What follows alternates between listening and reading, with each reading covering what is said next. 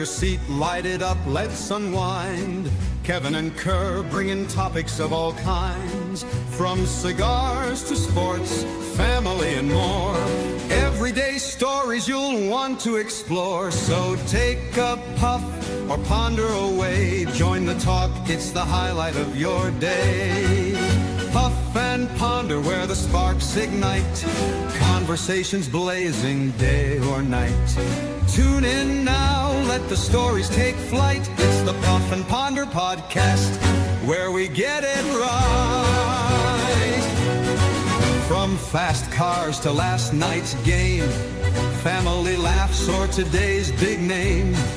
We've got the topics, we've got the vibe. Stay tuned in and enjoy the ride. So lean back, relax, take a break.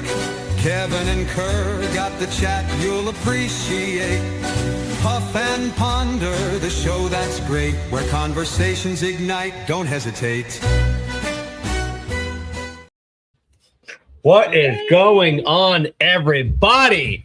Welcome to the Puff and Ponder podcast, where conversations ignite. The four of us, I can't remember the last time the four of us were on a video together. It was probably the last bully show. Yeah, Kerr and Jen, the Stogie Road Cigars, Kevin and Jess, Cigar Prop, Trash Panda Cigars. What is going on, everybody? So, you got the. Let me get the comments up there too as well. We're gonna start it off with what's everybody smoking tonight? Well, hold on. Yeah, is your camera different? You guys look closer. Yeah. Yes. Yeah. Shut up. Shut up. Kerr, they were 8 seconds into the live stream and already. It's fine. Jessica misses me. Yeah. Sure don't. Yeah. Sure, I get it enough at home. Don't need it. Yeah. I don't need it. Hey, again. I always watch you on KMA. You always elevate that show when you're on Well, there. thank So you. I just give me a little bit appreciate of grace to puff your balls. All right. I'll try. It'll be a great show. What are you smoking, Jen? I am starting off with, this is a Wolfpack and shirt, our new hoodies. One of their bundle cigars. It's Torpedo. Fantastic. Great price point. I could smoke these every day, which I do. And then I'm going to follow it up with my newest favorite brand, which is Reformed Cigars. This is the John Calvin. So it's really, they are a fantastic organization as well, because they deal a lot with the guy in Esteli, and I just love reading about them and smoking their cigars. So they do a lot for the community. Well, I like the sweatshirts. They're awesome. Deeply religious, Jennifer. Yes. Yeah. Well, they make great cigars, so that will get me back into church. There you go. Yeah. Yeah. Kerr, but the what do you- Wolfpack cigars are awesome. Nice. What are you What enjoying? am I Kerr? smoking? I'm smoking the deconstructed Edition 35. So this is the Habano Maduro. And then for my second cigar is going to be, again, one of the Wolfpack bundles. Like Jen said, these are so good. I mean, it's a great bundle stack. It's I think it might be a Cuban sandwich, but you know, it's those are always really I think good. it's I mean, I always thought it was long filler, but the last couple of times I've been spitting a little bit of extra tobacco out, so it might be some Cuban sandwich, but it's pretty fucking good. Yeah, it's really good. Very nice. What's going on, John? Cigar Craig Hey, and I were John. just talking about you and your wife last night. All good things. Jessica, what are you smoking tonight? I am smoking Sinistro's The Last Cowboy Ghoul. Ooh, that was a great cigar. And then I'm smoking from Races Cubana, the 1941. Oh my gosh, I love that one. It's such a great cigar. And then after Fantastic. I didn't get to finish because you didn't wait. I was going to do one of the Black Label's Coffin Nails. Oh my gosh, I love those too. I could smoke They're those all so the time. good. I know. They're so good. I only had one, and I don't want to smoke. They're just so addicting because they're so good, really and they're good. such that small size. You just want to keep Yeah. like chain smoking them. And my second cigar will be the La Aurora 115. Great cigar. And I'm a fast smoker, so I do have a third backup as the Black Bomb from United Cigar. Oh, I don't think I had that one. I don't think so either. I found it in the humidor. I was looking for a third backup as a small. Oh, backup to the backup. That's it. Speaking of humidor, I've got a giveaway. I'm going to share my screen. So for the last month or so, we've been collecting email addresses for the Marvero 500 count humidor. Beautiful, beautiful humidor. Thank you to Marvero once again for giving us a humidor to give away. So let me share my screen here, and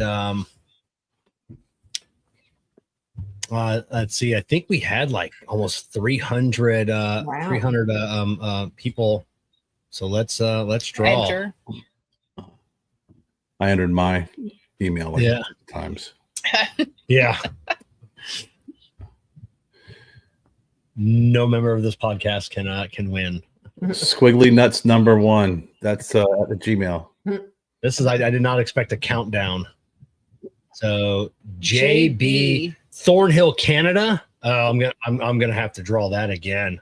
Oh no! Sorry. Did you specify U.S. only? No, I didn't. But I'm so I'm gonna redraw.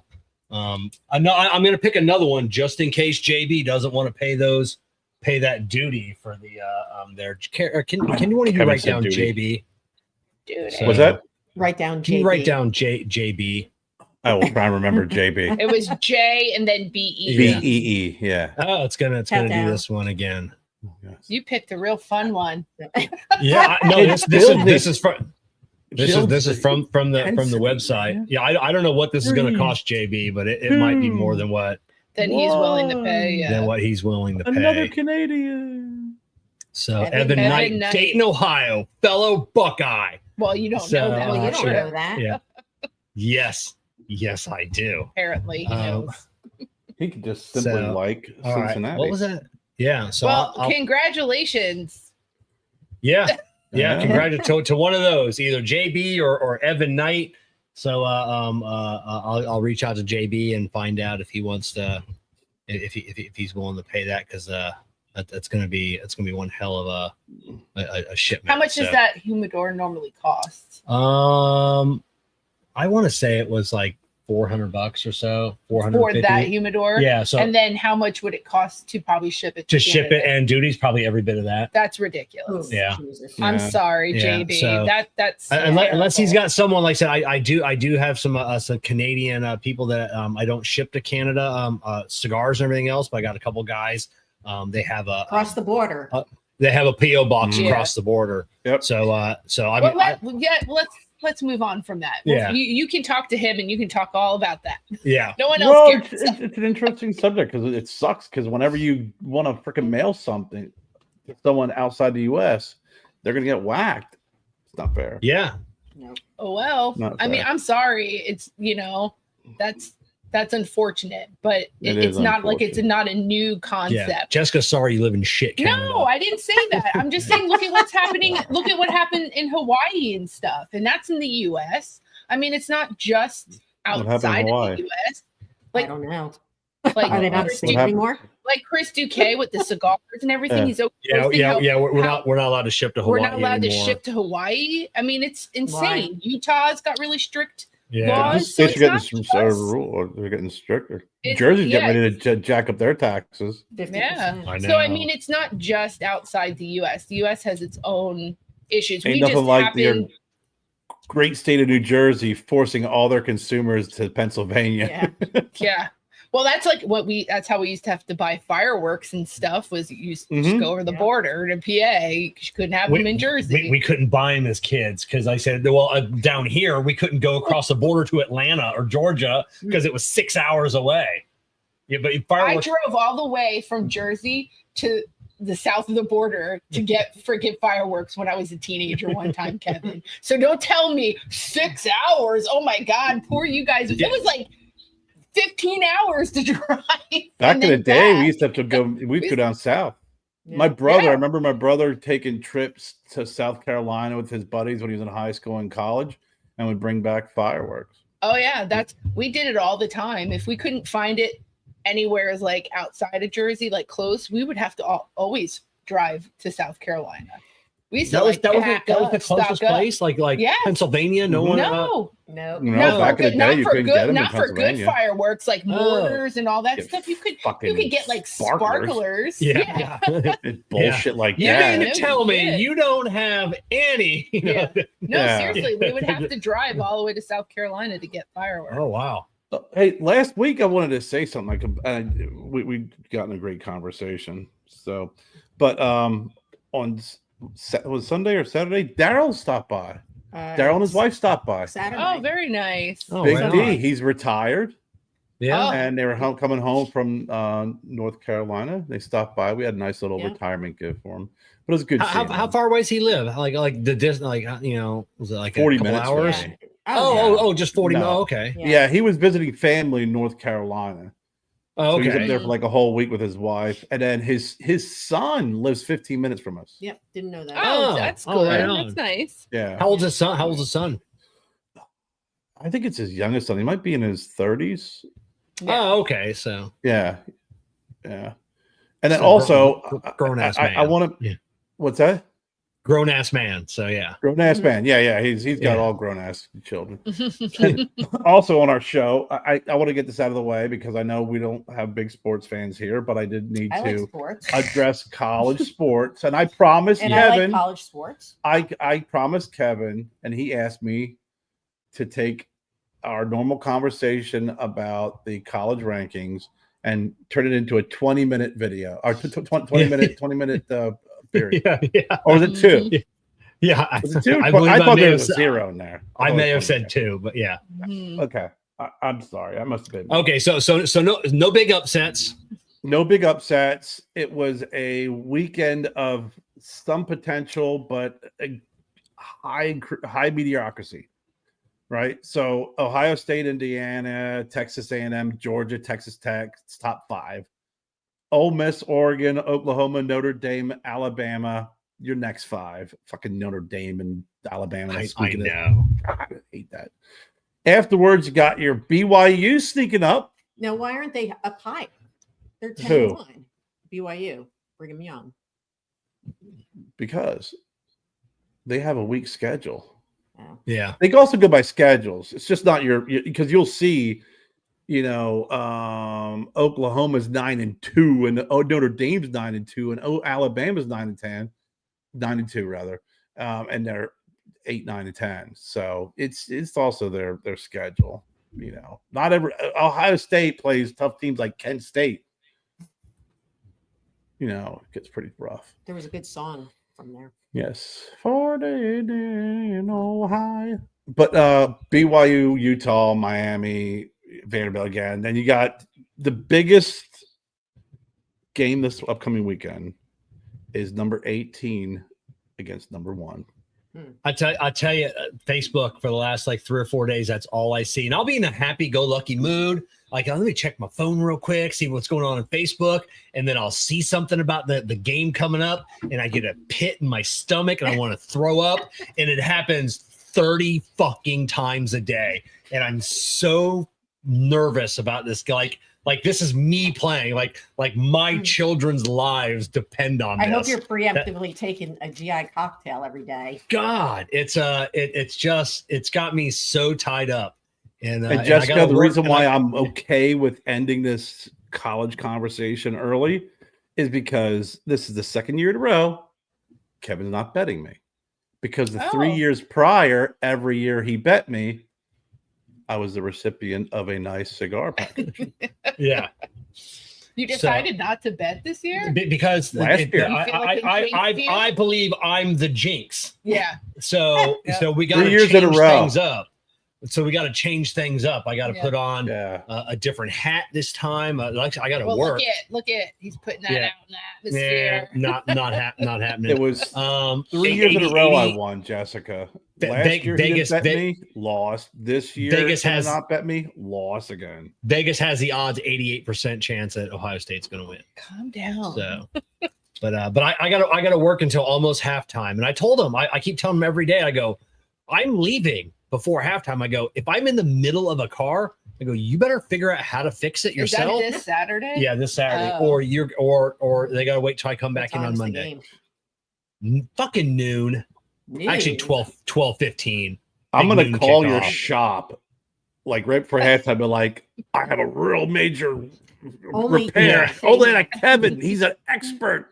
I need him to work on my vehicle today. The schedule's already blocked off, big letters on the schedule. So I'll pay double. Yeah. I got a guy for you. Are you gonna go all the way up to the Twisted Fork to watch it? No, because if you're not there, they start lining up and they do kegs and eggs for the Michigan game. So they get up to the Harley dealership because it has a huge restaurant. Well, one year we went up there when it was Michigan playing, and there was other Michigan fans, and it was nice. Like everyone had like some fun rivalry. Yeah, it was fun. But they start lining up at 8 a.m. and start drinking and eating. And they get almost 1,000 people show up for that. Really? For the keg. Well, the big one up in Sarasota, like the alumni, that gets. Is that Captain Kurt? That's Captain Kurt's Oyster Bar. So that's the largest Ohio State alumni club outside of Ohio in the entire country. Really? I will say the one though that's over here in Port Charlotte at the this area. Yeah, that's actually gotten really big as well. But yeah, 1,000 Buckeye fans. Shit. Just it's a madhouse. So I know my niece and her husband went to West Virginia. And they actually had a group that would get together and watch games. Yeah. And I'm like, you're in fucking South Carolina. Yeah. Mountaineers. I know. Mountaineers. It's weird. I didn't realize how many Buckeyes there were. One time we were just like at this place called Detweiler's. It's like a local source type of like grocery store. I don't even know how you would. It's like a farmer's market grocery store. And they own it's all family run. Like he just expanded. I think they opened up their 6th one. I don't know. It's super nice place, but we're walking and all of a sudden people are like, because Kevin's always wearing his hat, and I'm like, where are all these? They're everywhere. Yeah. Did he push in the cart and all of a sudden I scream, oh, you know? So and it's all the time. All the time. Everywhere we go. So that's fucking funny. Well, that's our sports conversation. Outside the fact that we have to talk about Kevin going. I to the did want to Flyers ask game. Kevin about the Flyers game. I really don't want to ask about the Flyers game. Well, I'm a little irritated really, by it. I ain't gonna lie. Quite irritated as well, being that that reminds me. I have a question for you, Kerr, that Craig was not able to answer it to where an acceptable. I didn't understand. So occasionally the temperature of the roast beef that they were cutting, what should have it been? Yeah. No, I'll be honest. I was cold as fuck too. I didn't bring a hoodie or nothing. I forgot how cold it was inside I'm glad there. You're cold. Well, they only have 2 seats. Right? JC Newman? No, I think 4 sick. Oh, it's 4? Yeah, I think 4. So I could have gone? No, the one guy we met up at the haunted house, the older guy that works there. Yeah. He was there with his wife. Oh, nice. They had the other 2 seats. But every now and then the game stops, and then like there's like these big circles like in the 4 corners, and like the ref drops the puck, and the guys they like do that. Like what I couldn't understand what causes that to happen. Like what stops the game and where you drop the puck? It depends. If you're in their zone, like the offensive zone, and there's a stoppage of play, could be a puck in the crowd, it could be icing, it could be a number of things. What's icing? Icing is when the puck crosses over the center line and the blue line, and also the line that is where the goaltender. Yeah, the goaltender line. Icing. Oh, okay. Before a player. Before a player touches it. Offsides, John. Offsides, and any type of stoppage of play, they'll drop a puck in one of those corners. I feel like you could never watch one of those games in with the regular. So if it's in like the upper left corner where it was stopped, the game, that's where they're going to drop the puck. If it's in that, think of it as a quadrant. John, Remmer's going to give us every single reason why the a goalie save. So Okay. So yeah, so I didn't understand Thanks, what the stoppage, because I'm like it was like they were like playing and then like they stopped. I'm like Yeah. I don't know what just happened. Like I it could haven't been be to anything. I haven't been to a hockey game in like probably 10 years.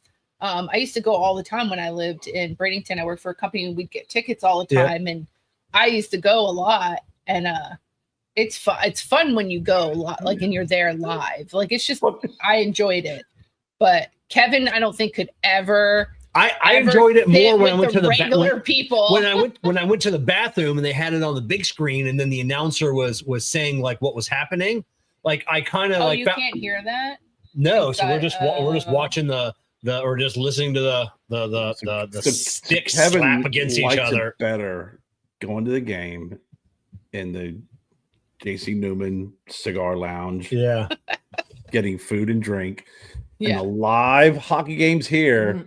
And he'd rather go and watch it on TV. He'd rather go to the bathroom and just hang out in the stall. I used to have fun when I used to go. So I love it. And I can imagine it's the same thing. Like, if someone went to a football game and they didn't know the rules and what was going on, then and then you're just watching it. You're like, wait. Oh, that's me. Yeah. When I went to Tallahassee like what? Yeah. And saw this the college football there, I was like, I don't understand what's going on at all. Yeah. But it was so much. Everybody was having a party in the stands, so it made it fun. But I was like, do not know what's happening here. And hockey is one of those sports where it's, not everybody know the rules. Game. It's not a sport. It's a game. Yeah, no. How many fat hockey players did you see? Yeah, 0.0. They can only skate for like 2 minutes before they gotta get they sub in someone else. Because they're skating the most ridiculous speed, stopping and everything else for 2 minutes. They're spent. Yeah. If you throw on hockey skates and do what they do for 4 minutes, you'd freaking keel over. They did say the person that skated the most last night was 11,000 feet is what he skated. Yeah. So about I don't know what that means. About 2 miles. Oh. And it's like full speed. There is no like freaking taking a break and shit. But they appear to be lollygagging, but yeah. Well, it's sometimes you can glide. We were talking about this, and I said, when you made the comment about that, hockey players aren't athletes.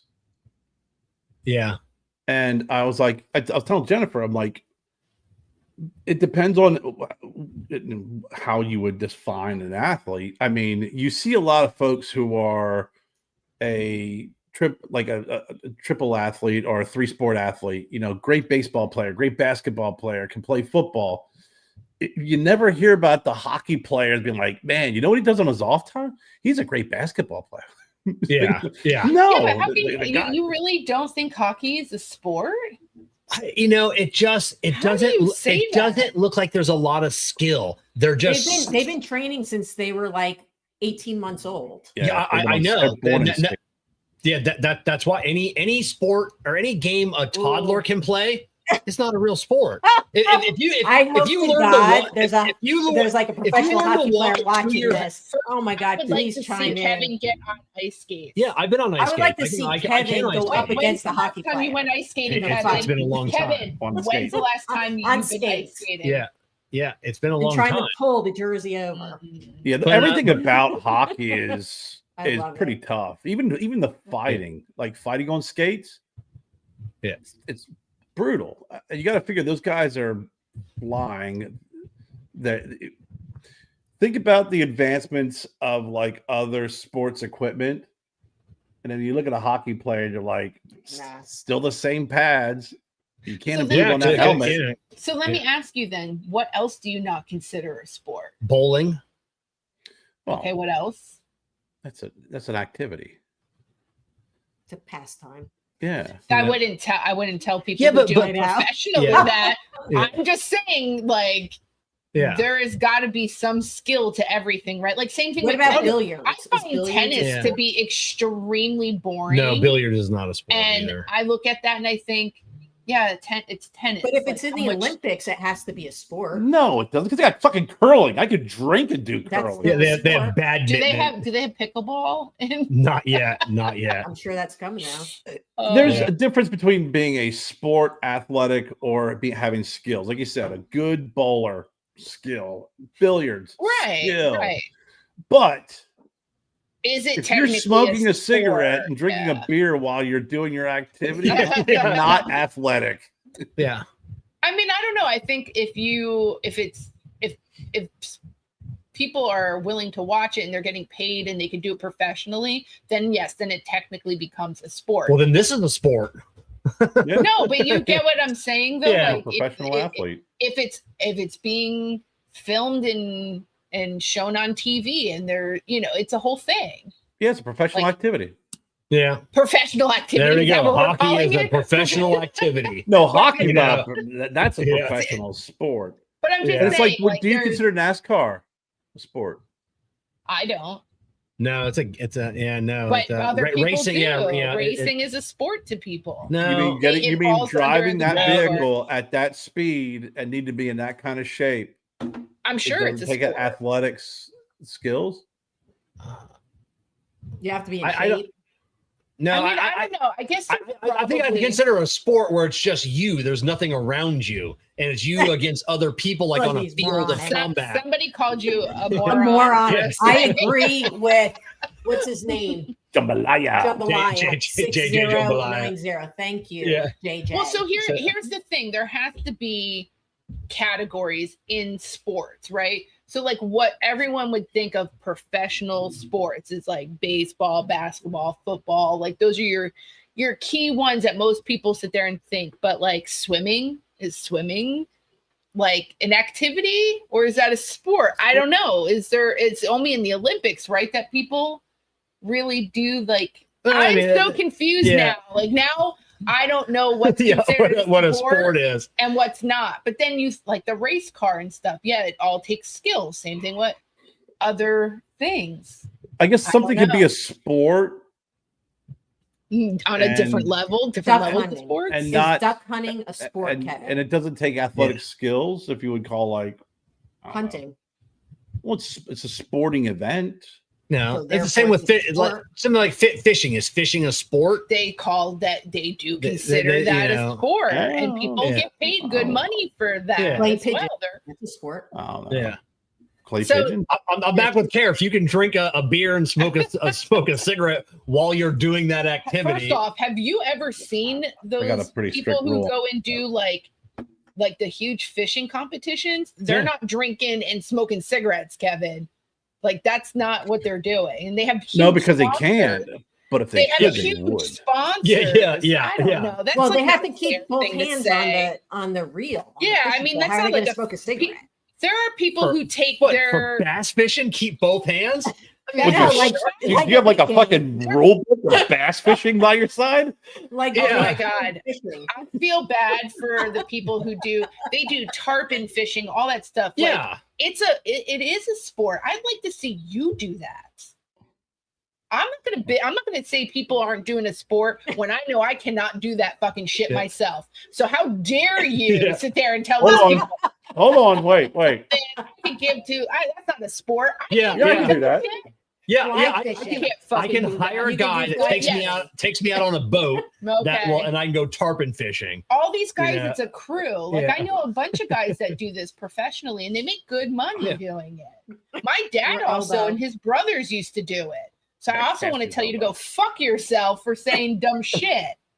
I'm saying it's not a sport; it's an activity. Okay. It's a sporting I don't event or consider- sporting activity. Yeah, a sporting activity, but it's What, not a what sport. I is have the to Google it definition? now. What is Say the it was a definition sport of event. sport? That's what I'm looking up now. It's a matter Yeah, of what If is you the look up the definition of definition of sport? We sport, need other people to That could chime make in this- here. I know make this other a people moot have point, opinions but- about this. So my opinion of sport, agree. is actually it would going against what I'd say about hockey. My opinion of a sport is when you have the chance of getting injured by another person on the opposing team. So Well, I have the technically Oxford hockey. definition in Yeah. front of me. Yeah. Sport, A, it's a noun, an activity involving physical exertion, and that's underlined, and skill in which an individual or team competes, and that's underlined, against another or others for entertainment.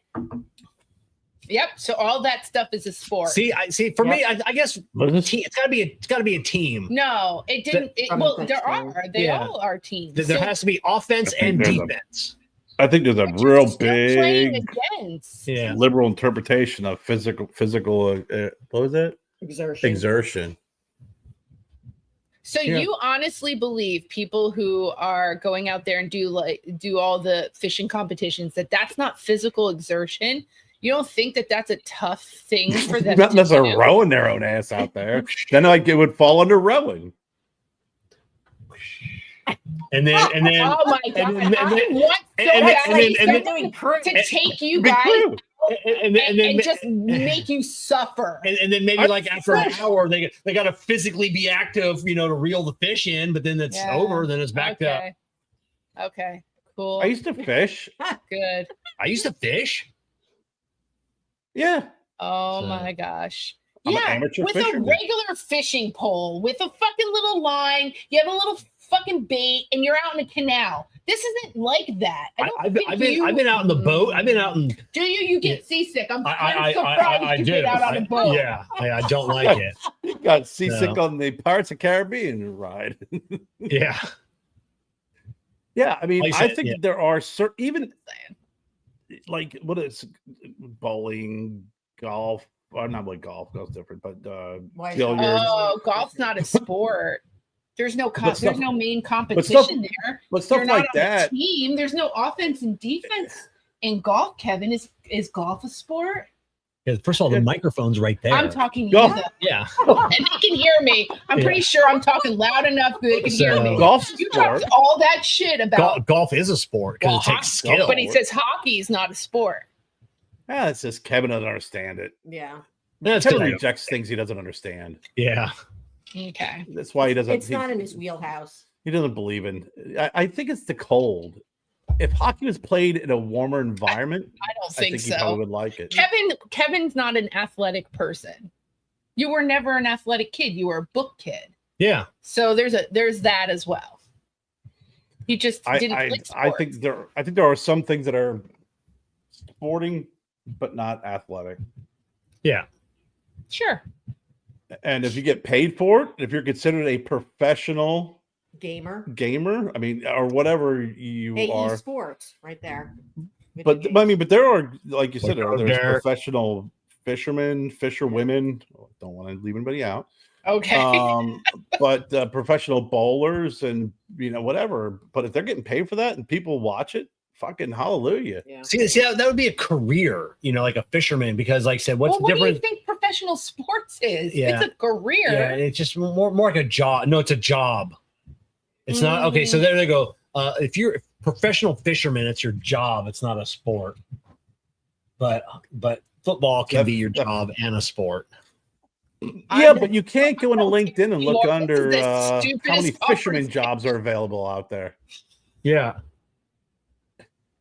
See now, Derek Dukes, wrestling. Now that's a sport. That's a sport. It's two men, mano a mano, and going Even though it's after each other. scripted professional wrestling. Yeah, I mean, you have to be athletic. yeah. You You have to be very athletic. You don't think the I don't- NFL I writes think the it's Chiefs sports, the script? it's sports Yeah. entertainment. That's what it is. It's Yeah. not- Well, that's what Jen read in Yeah. her Yeah. the definition. It said to entertain, and that's basically means anything could be a sport then. yeah, because it's called Yeah. sports entertainment. Yeah. So Okay. Next subject. I told you I could talk about sports for 20 Yeah. minutes. Yeah. That's it. well, it's only because Kevin and the fact that he says hockey's not a sport is odd to What's me. going on, Doug? It's Yeah. just odd. I think 'Cause I Kevin don't just understand rejects it. what he doesn't understand. Yeah, maybe if I was down there, like on the ice I with find the it weird guys. too because your good friend Megan's husband and son they do the hockey. They're Canadian, they're Yeah. really into it. Like- I'd well, like, like you I to said- tell, I'd like you to tell her that is But not a sport. like I said, they got Brendan playing hockey as when he could walk. Yeah. So Mhm. You can't play NFL football. Can't play football when you can walk. Can't play basketball, baseball, golf when you can be a toddler, but you can play hockey. So let me ask you though about like snowboarding and skiing. Yeah, they're not taking like Those are toddlers activities. and freaking having them play in the NHL. But It's like any other sport. You got to But they progress. put baby like 1-year-olds on snowboards and skis and stuff. Like that's not an uncommon thing to put them in skate. Yeah. Like it's not. I don't know. I just feel like that's not an uncommon thing. Yeah. To teach them at a young age how to skate or ski or any of those things, especially when you live in that environment. You know. Yeah, it's what else you got to do? Yeah. Yeah. You know, they cleaned off the pond. It's frozen. Your baby's 18 months. He just took his first steps. Throw some skates on his legs. That's it. I love Derek. Yeah, I know. What's going on, Robert? Oh, that's awesome. So, what else has been going on, so Jessica? I don't know, sorry, Kevin. Did you need to speak? No, I was going to say it's like the game. The game was good. It was. I did enjoy all the activities. It was it's like skate for a cure or whatnot, the cancer, and that was super cool. And yeah, it was a good event. Good. Yeah. Yeah, like a concert. It was a good event. And with that last zinger, Yes. Jessica, what else been going on with you? I feel like I'm just constantly doing stuff for everybody but myself. I been helping Kevin's daughter, watching her son, which I love. He's adorable. He's such a sweet baby. Gabby and Wyatt are doing all kinds of work stuff, and they're about to start another part of a program where Wyatt and will start getting paid to do some work. Yeah, So, but the difference is I have to actually take him and pick him up though. So I'm trying to figure that out into my schedule. And plus I'm working and I have to take care of everything else. So I'm just trying to figure out how to be 20 people right now. Seems a little impossible. But other than that, things are good. It doesn't help when I call her. Oh, it doesn't help that I'm also doing the 3D printing throughout the day. Also, I take a 3-month-old baby, pack him up in my car and bring him back over here so I can swap out 3D prints all day. So you're the Yep. You're I've been doing the 3D overseer of prints the forever. Kevin's 3D farmer. Well, I've been doing that since we got the 3D prints, but now it's just been so much. And I don't mind doing it, but I do mind when he also texts me. He's like, "Hey, there's a package at the front door." I'm like, "It's 7:00 at night. I'm not even home yet." Yeah. You're sitting at a hockey game and you get an alert that there's a package, and you got to text me. Technology's awesome. I do not give a shit. That package could get stolen and I would not give a rat's ass. Do not text me that dumb shit anymore. But yet he will text me as I'm driving to leave to go watch Bobby. It's like my He'll grandparents. go, "Hey," he's like, "I don't know if you've left yet. You have all you get an alert when someone comes and goes from the ring camp, but you don't get the alert that I left, but you wait 2 minutes while I'm down the road and said, 'Hey, can you swap out that print?' You didn't see that on the ring cam that you're addicted to tell me when there's a package? Get out of here." Yeah, so I want to mute him for life. I want to block him. earlier, I called her earlier because I needed her to not restart one of the printers. Couldn't get a hold of me. So I couldn't get a hold of her. So I called Gabby, and that was it. Every time I call this girl, she is 20 years old. She just turned 20. She just turned 20. She also has autism, just for I anyone know. out there listening to Kevin being a dick. But not being she lives on her phone, as all teenagers do, young adults do. Lives on her phone. So I call her and she picks up and she's like, "Hello?" It's like she saw this device sitting on her desk. And it started. You know what? I wonder if it's because you don't speak to her. So she was probably like, "This is odd." Yeah. So it starts lighting up and making noises, and it's like, I don't know what that is. No. So she hits a button, and someone started speaking, and what is this device that I am on for the first time in my life? So he can't get a hold of me. Yeah. He gets a hold of her. She comes, and I had a headache, so I was laying down sleeping. And I don't ever sleep anymore. Like I have the worst sleep schedule right now. Wakes me up to say, Kevin, wants to talk to you. Yeah.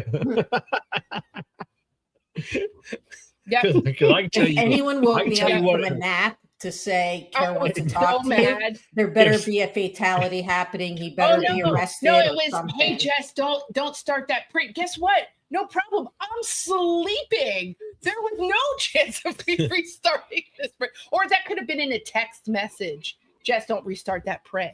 You didn't need to speak to me. Yeah, this has been my last like month or so, has just been a revolving fun. door of shit for everyone but myself. So when I disappear, they're gonna feel it. They're all gonna feel it. No, We're all we'll just gonna wait know. till you get back. It'll pile up. No. Everything will Yeah. pile I'll up. just get on a plane, Be go patient. do some fun shit for myself. At least Kevin will be alerted with his ring The ring app cam when that she when leaves. you're leaving.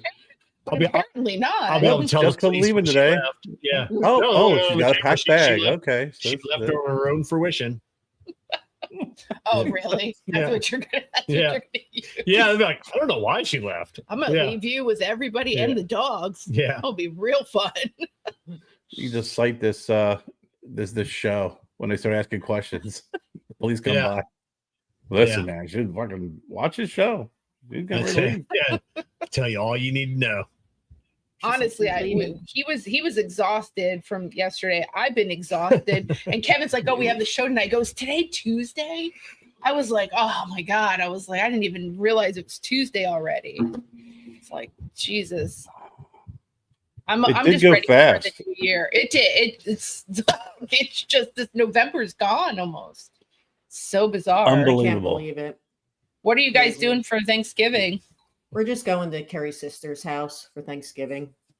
Low key. Just Yeah, we were gonna go up north, but we were having some car issues. Yeah, Some other Broncos. things. Yeah. Broncos in the shop, so we're Oh, we're what's up sticking with the local. Bronco? Kevin. Transmission. Yeah, Oh, damn.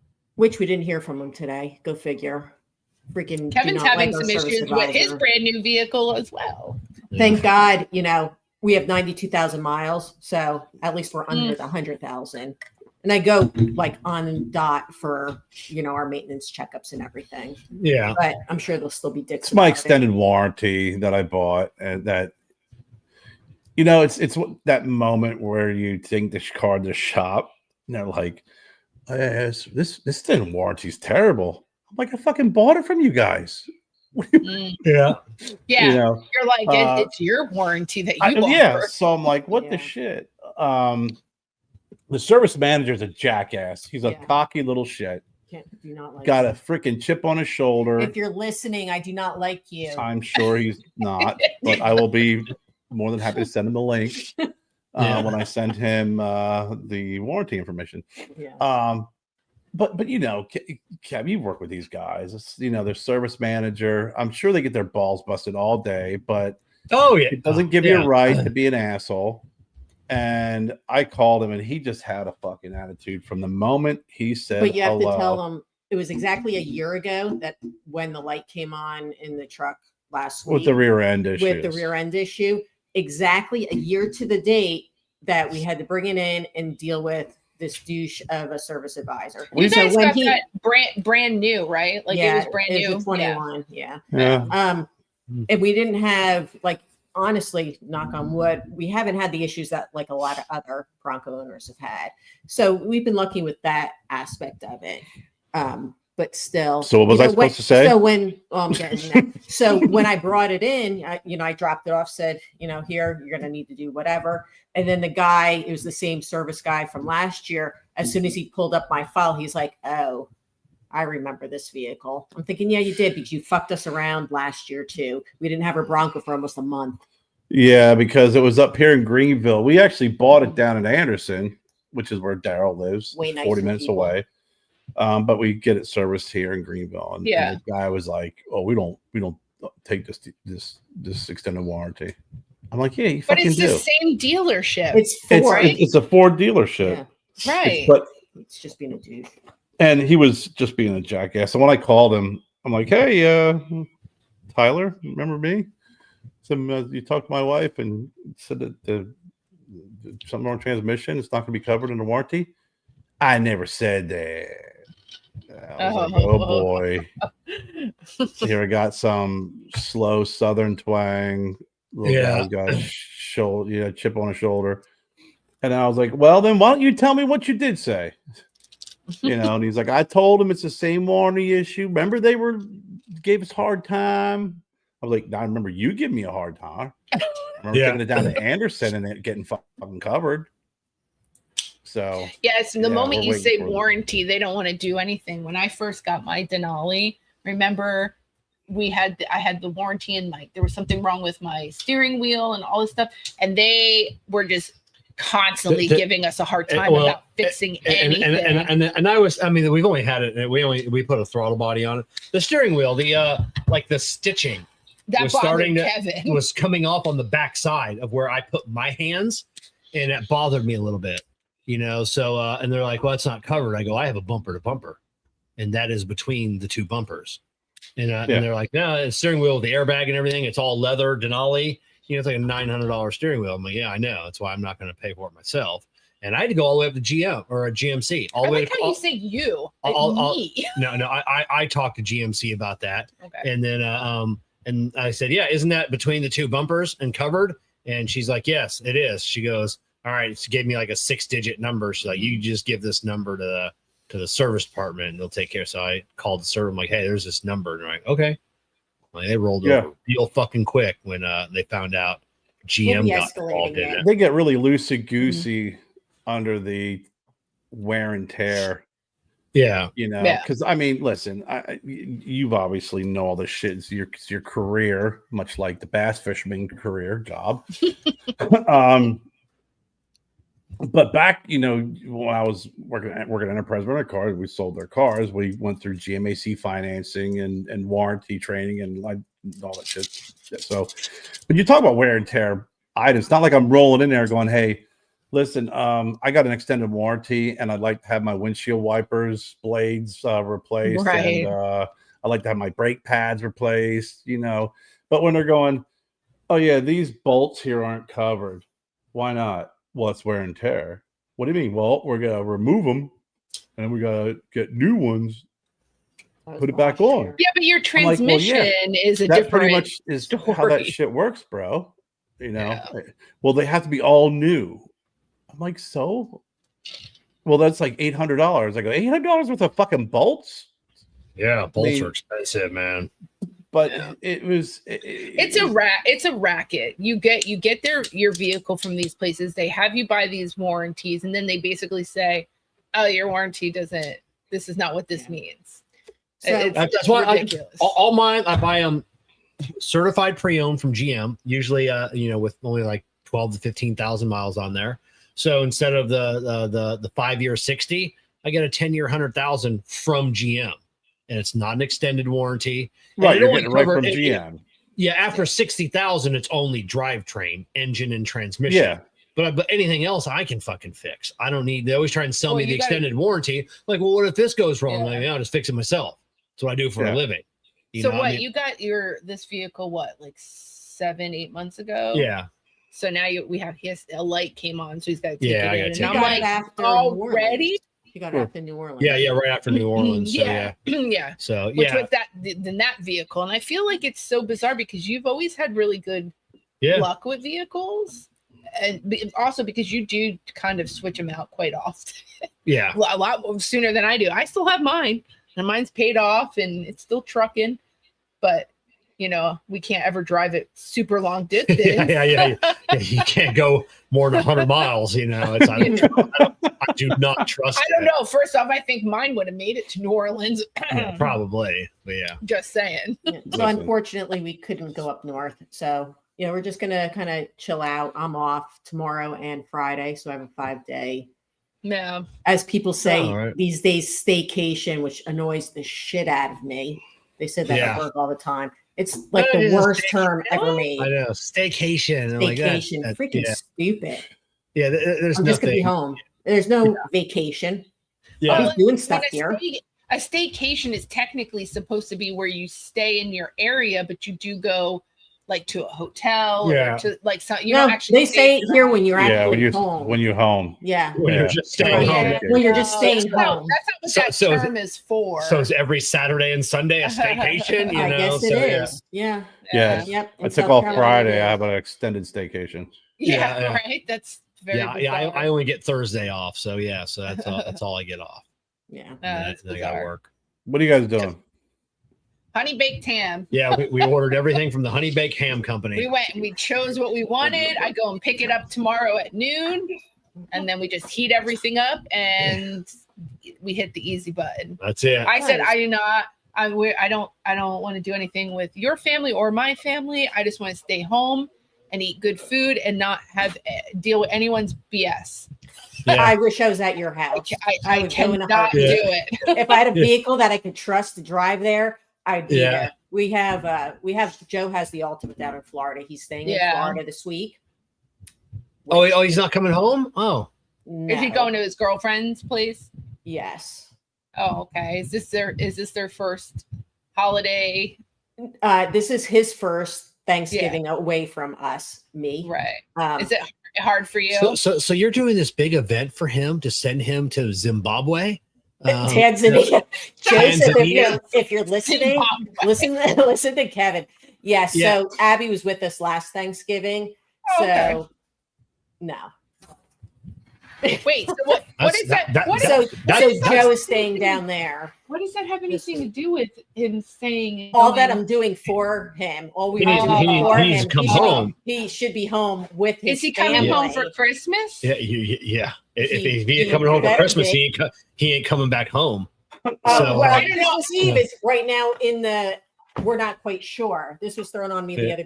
Joe It's on the negotiating It's- table. yeah. I'm gonna tell you, I'm sorry though, but you have Joe being the boy.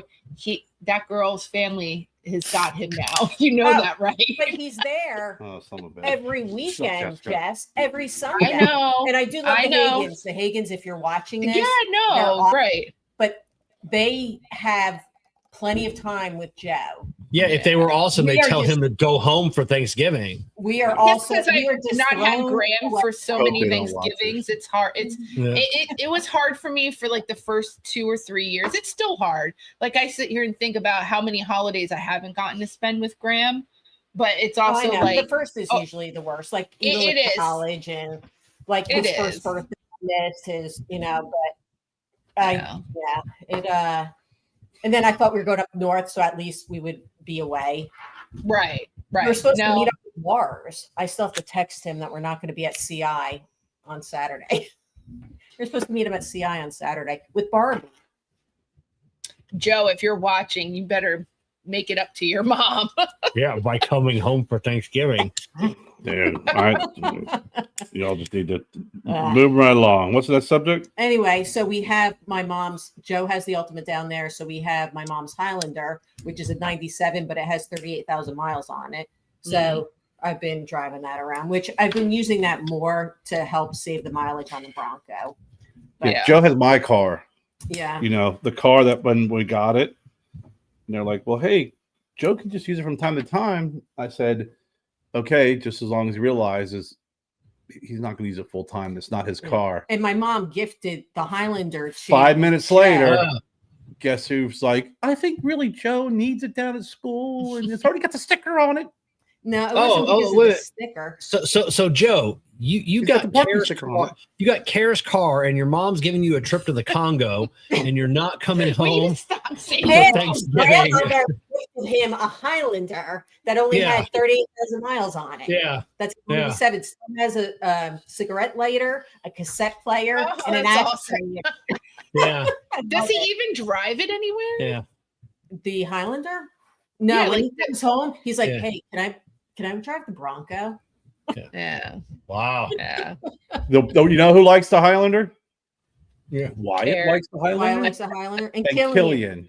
Killian Oh. says it smells great. It Smells smells, like like, a- mothballs. So now we call it Mothra. Oh Yeah. my god, that's funny. Yeah, dude. Killian and So, Wyatt love the Highlander. yeah, my car, the Ultima.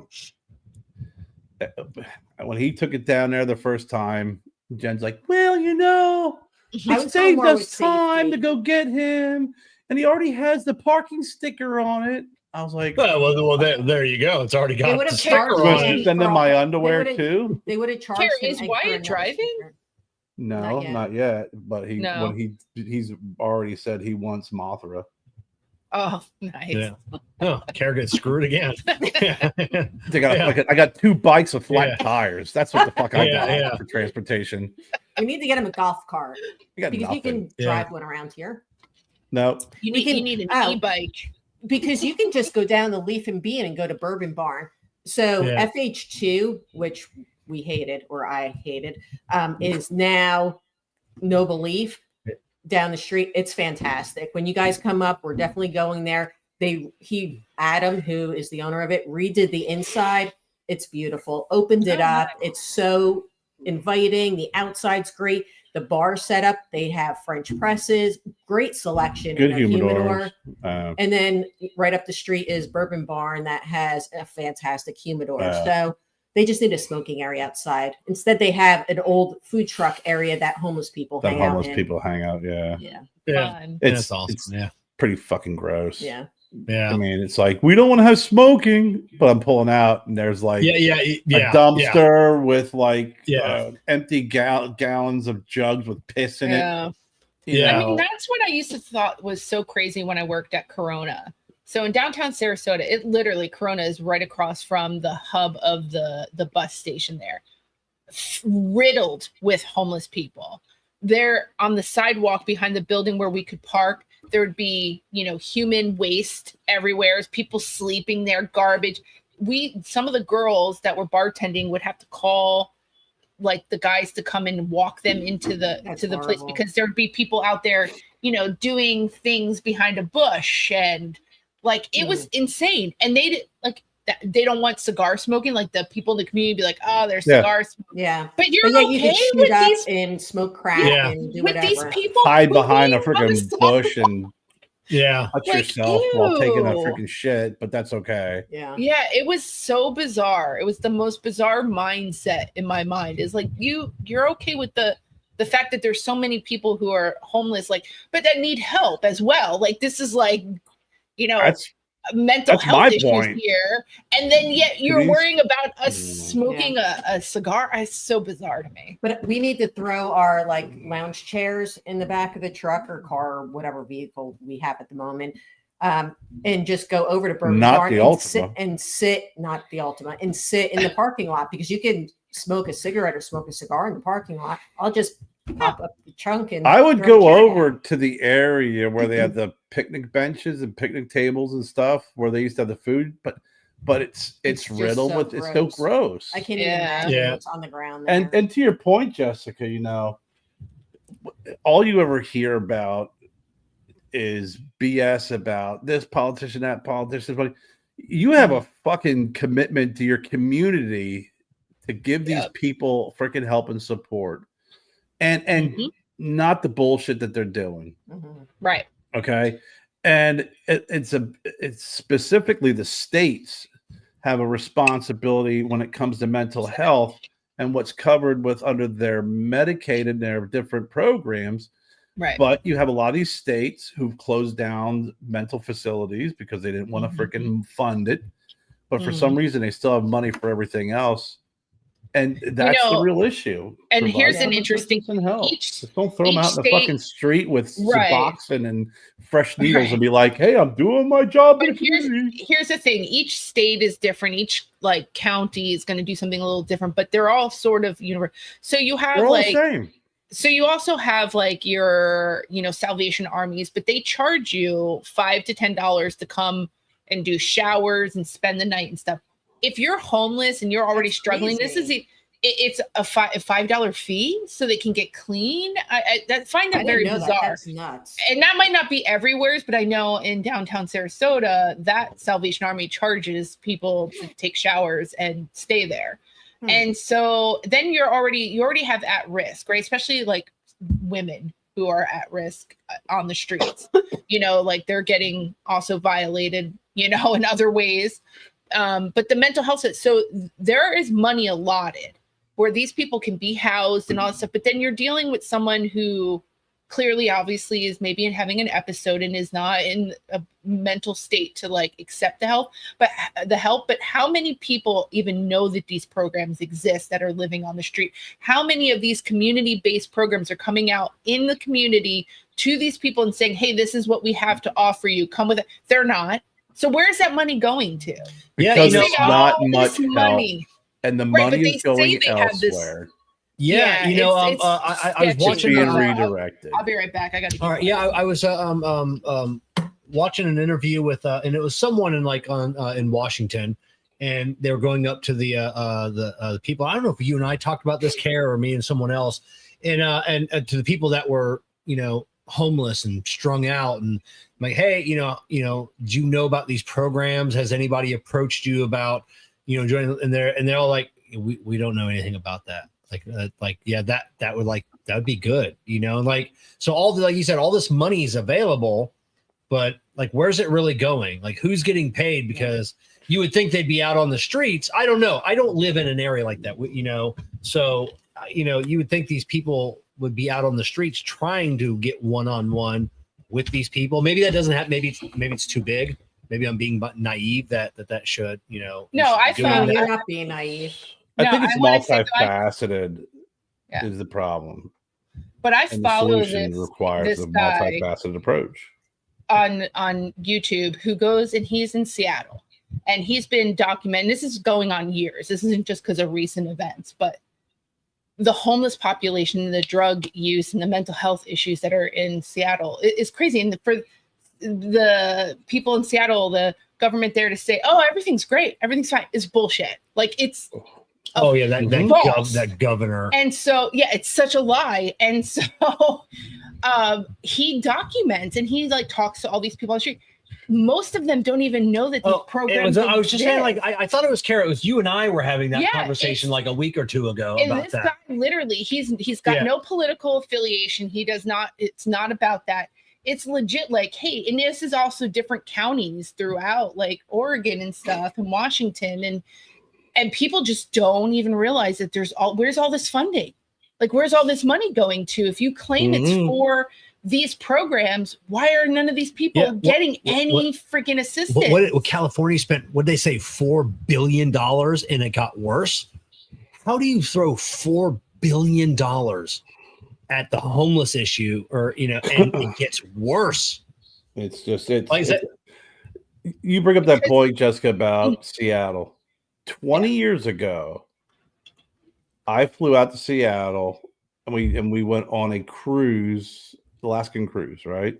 Mm-hmm. 20 years ago, we went to Seattle, and when we were downtown, I was like, Ugh. there's a lot of fucking homeless people. Yeah. Oh, it was that bad then. I was like, man, it's a beautiful day. They must be laying out and getting some sun. I was like, oh no, those are just all fucking homeless people. Yeah. It was like, horrible. When I was in high school, Kurt Cobain and like Nirvana, everyone was like, we're going to Portland, we're going to Seattle. Like, that was like the cool thing to do. I literally to this day have a person that I went to school with that like there's some crazy stuff happening. I'm not going to put that business out there, but like Kevin knows. Kevin, do not say. No, Kevin, I was just going to say the term that got coined because of your friend. It wasn't. It was I don't want to say friend at this point because it's a person that I obviously am no longer friends with, but like I knew them for a very long time, went to school with them, all kinds of stuff, actually like was really close. I'm kind of jealous. I don't have a term named after me, Trantipa. So I don't know if anyone out there who's probably can Google it.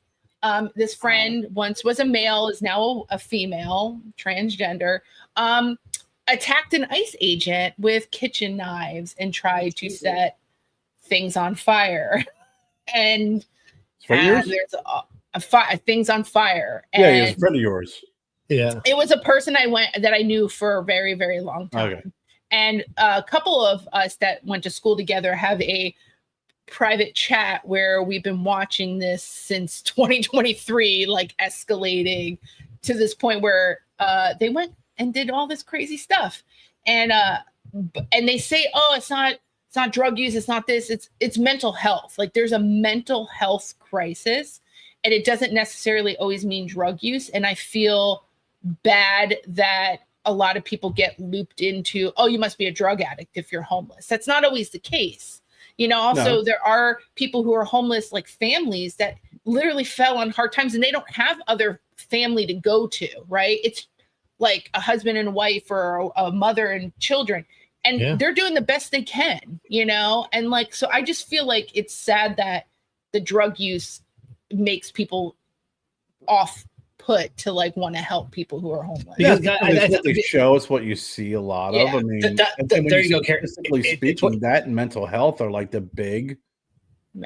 Yeah, I mean, they don't show that, what I see on the news anyways, they don't show the mother and her 3 kids struggling and homeless because they got out of an abusive relationship. What they show is the guy or the gal on the street that is with a needle hanging out of their arm and they're homeless.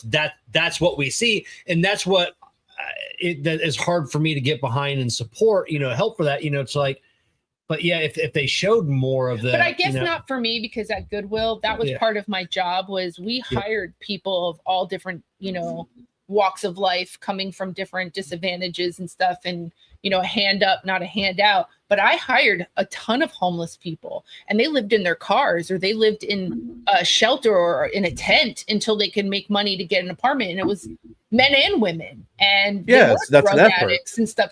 But I'm saying, like, I think because I saw it firsthand, that it was different for me. Yeah, you have a different take on it because you lived it, right? And right. I haven't. No, right, and that's what I do feel like. That's that stigma that's out there. It's like, oh, all these people are just looking for a handout because they're on drugs, and I don't necessarily always think that's the case, but it is a hard factor to not take that into consideration. There's a lot of drug use out there. Well, like I said before, when you look at the statistics and you look at those who are homeless, mental health, drug, if 70% of the people who are homeless fall within that umbrella, the odds of them filming someone. Yeah. But a lot of people who have mental health self-medicate. Right. Well, most definitely. And that's the combination of this, where I think you get a lot of blending of that, because there's a lot of self-medication. Same with alcoholism as well. Right. True. But that is, again, a failure of your local communities. It's a failure of your local government, your state government. It's a failure of anybody who is reporting this stuff, because they're not focusing in on really how to reduce and end it. What they're trying to do is just, it's like putting up a no gun zone sign. You think you're doing a great job. You're doing nothing. A lot of these folks will kind of smoke and mirrors, but they're really not doing what needs to be done in order to solve the problem. Yeah. I talked about this before. Pennsylvania closed down all their, their state-run mental facilities, and they put all those people, released them all to the public. Yep. Medicaid patients, put all the great expensive drugs on Medicaid, with the plan of removing it off of Medicaid a year later, after they could show that statistically closing down these facilities and reintroducing these individuals into society was successful. Once they had their stat, they were going to freaking remove it. They removed it from the state Medicaid. So now you got a bunch of generic medications. And generic medications, there's a 20% variance, higher or lower. And when you have people who need to have the exact dose of the medication, like lithium, if you have 20% more, you're a zombie. You have 20% less, you're a fucking lunatic. I only know that's for what goes on. The name brand stuff, just because, like, with Wyatt, with his thyroid, he cannot have generic, and it's been proven. I have had to fight Medicaid for him like 1,000 times, because I'm like, he's every time he has generic, he goes in the hospital because whatever it is in that they're cutting it with or whatever, he has an allergic reaction. It depends on the situation. A lot of it is the fillers, right? Because it's the fillers. Yeah, there was a generic company. This is years ago. And I was in Gettysburg, and I was talking to this doctor, and he was talking about how all these people were having allergic reactions to these different medications, and he found that the commonality was that it was all the same generic company using the same fillers for their antibiotics, their antidepressants, their freaking antihypertensives. So if you have a high probability of someone having an allergic reaction to those fillers, you're going to have that. But then you have medications that you have to have a very thin window, a therapeutic window. So you have to have a specific amount in your body for it to be efficacious or for it to work. Very true. Yeah. Right. Generics, they don't have to have that exact dose. They could be 20% less or 20% more. And what good is that going to do for someone who needs to be on those regimented? And that's the point. It's the point. Like if you take an antibiotic, and you're within that window, they claim that that's therapeutically acceptable. Fine, whatever. Yeah. But if you're on a very and I use lithium for an example because I had a good friend of mine who was a psychiatric nurse who they stopped using generics because she's like, you can tell when it was a 20% less or 20% more with their patients. So there's a lot of medications out there, thyroid medications. There are some cardiac medications, theophylline's a medication, older medication, but you have to really watch the blood serum concentrations because if it reaches over a certain amount, it could be toxic and you can die. Well, so like in the 80s, like lithium was given to kids who had ADHD. My brother was put on lithium and he almost died. Like it was like such a high dose for a little kid. He was like 5-6 years old on lithium. Like they didn't know what they were giving. Like I swear. So I mean, like medical science has come so far, but it's like bet he wish you could get that script now. You gave a 6-year-old lithium because he was hyperactive. Well, it was either lithium or mercurochrome. Which one? Which one do we give them? So I don't know, but to Kerr's point about closing some of these mental health facilities, I have mixed emotions about them because obviously, Wyatt has Down syndrome. I have a cousin who has Down syndrome, and a lot of institutions, the abuse that has happened, especially with people who had disabilities or, major mental health issues. I'm not saying that all facilities. But that's a regulation problem. That's what I'm saying. You don't throw the baby out with the bathwater. But I feel like that's why a lot of those places were shut down. No, they're shut down because of the fucking money. Well, that and there was a lot of fucked up shit that was happening in some of those facilities. No doubt. I know that that's a great deal of state oversight. Yeah. They didn't want to spend the money for it, so that's easier to close it down and freaking be done with it. Wash their hands of it because even now it costs money, and then B, like you said, with this issue that you don't want to address it, that becomes a liability, a legal liability. Right. But like now, so like when I worked for Easter Seals and a couple other care centers, and I had clients that I did one-on-one with, some in group settings, depending on like, was it in the home? Were they in a group home? They're not much better. There are some really shitty people who are doing some really shitty stuff in those facilities as well. And so did we just create more shitty environments? Like again, it's the people that you're getting. It's nuts. Yeah, I know. And so I worked in a group ton of training. I had to do a shit ton of training and get certified and all kinds of stuff. I had to do background check. Like I had to do a ton of stuff to get the job that I had. But then there's other companies that it's like, that's fine. Just come on in. You have a heartbeat. Work with this person. Yeah. Care needs to open up a care center. A care center. When I got out of college, just a cigar, but we'll call it a care center. I will. It'll be cigar therapy. When I graduated college, roll those my mom and my better. sister worked for a company that had group homes. So it was like I got out of school. I needed to work. They're like, yeah, sure. You have a college education or whatever. Yeah, sure. You can work for us. I don't think I went through a very strict background check. But I worked in a home that had 3 women in it. And there were other homes that had 2 to 3 people. Then some of them had 5 to 6 and more folks. And I can tell you, like you said, Jessica, you know, Mhm. it's saying that the big state facility is where the issues lie, and then you get to these smaller groups, and you're like, "Fucking dude." And Let me tell you something. horrified. When you're sitting there, I used to give meds out. Yeah. I was trained basically how to fill out a document. Yeah. That was it.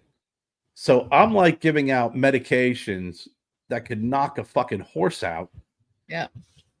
And it doesn't take much to go boop, In your pocket. Yeah. in your pocket.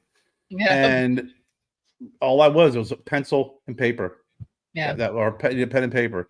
And you know, there were some facilities that my sister worked in one. She worked with this one girl. She was fantastic with this girl. But I think you're going to have that problem regardless if you have the wrong people working there. You get what you paid for. But also you got to remember too, if they're in a group environment, also they might have a disability, but they also have urges as well, you know, like any other human.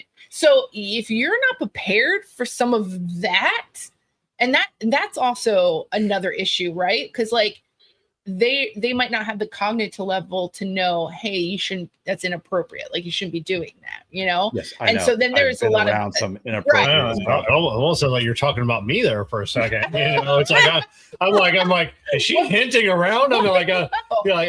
No, I used to have like when you walk in the bathroom. I have urges and I don't know what's inappropriate sometimes. She's like, that's not appropriate. I had a teenage client, and one of the things that I had to work with him on was, you know, instructional, like, you know, cleaning your body. So he would have to put on a bathing suit, and I'd give him a washcloth, and he would sit on this like bath chair in the shower, and I would have my back to him, and I'd have to be like, okay, you know, you grab your washcloth, grab your soap. And then like he would think it would be funny, be like, okay, I'm all done. Like I'm ready to get out. So I would turn around because thinking he's had his shorts on, right? He would be like, like, look at me. And then like try to like show me. Are you sure you're not talking about Kevin? Yeah. Sounds like a normal dude to me. I don't know what you're about, Jess, you know. But like that's mild compared Jessica, to why are you telling the story about last night? That's mild compared to some of the other stories that I have what's happened to me or like what I've seen happen to other people. And I'm like, holy shit. But there's all kinds of stuff. So if you don't have the right people, and there's burnout in any job field, right? And people cannot just be put on a shelf and get back to later. So I see when people get burnt out, teachers, you know, like, you know, therapists, also they get burnt out. It's a lot of work to deal with someone who's going through a lot of things. And so to not have that kind of support also is awful, you know? I had a psychiatrist and a therapist telling me that every therapist has a therapist. Every psychiatrist. It makes sense. Yeah. And my brother was a therapist for years, and I've seen it. He at one point he reached a point and was just like, I'm done. He did construction for a couple of years. Just had to just get away from that and just do something physical. And did that for a couple of years and then got back involved with it again. You know, but I worked in group homes and I've seen some crazy stuff too. And with not only with the residents, but with the workers, that makes you scratch your freaking head. But then I'm thinking, you know, you're paying these people $4 an hour. Yeah. You know what actually I got paid really good money, so I'm not complaining about how much money I got made. It was a lot of hard work. But also you got to remember, I have 2 special needs kids. Like at the time, I have small special. Wyatt was also having tons of medical stuff, and here I am working with adults, and people are like, "Are you insane? How are you doing this?" I'm like, "Well, I also am learning of what I'm never going to have this happen to my kids." Right. And they get to this point. That's why I fought so hard. That's why I went and got a lawyer and sued the school for what they did. She got our principal fired. Well, nice. She resigned. She forced our principal to resign. So I feel like all of your training with all of these special needs kids and adults have built you to take care of me. I was going to say prepared you for this moment when you met Kevin. Prepared you for this moment of being. I feel like I have taken on, like we even have dogs that have. Yeah, none of our dogs have our average. That sounds like our house. We have a Story dog of and a my cat that has life. issues. Yeah. But like burnout is real. Like I get to the point sometimes too where like I'll be with Wyatt and we'll be at the grocery store and I'll just have this thought and I'll be like, God, this is forever. Like this isn't like just this certain amount of time. Like he is with me forever. We will be forever shopping buddies and doing the same routine. I will be making the same lunch for the rest of my life.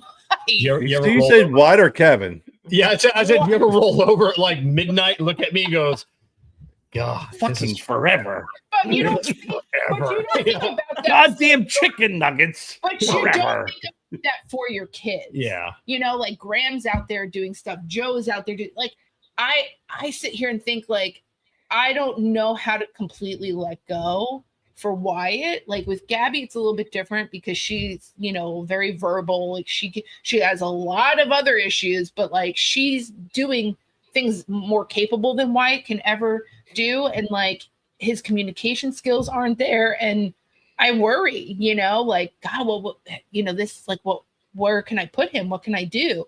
And no place so far has really fit that bill for me to like think about letting him go outside the home. And I'm fine with him being here, but I want him to have some enjoyment in life besides just eating goldfish and listening to music and watching TV. I don't want that for him. That's his enjoyment.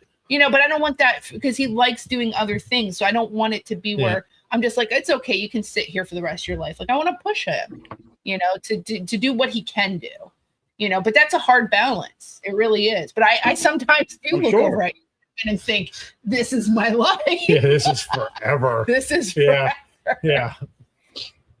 But yeah. You just said eating goldfish and watching TV, and Kevin's like, that sounds fucking great, man. Pretty fucking sweet, man. Kevin's would be just smoking cigars. And drinking rum. And he can't sit still. He would forever work. He barely watches TV now.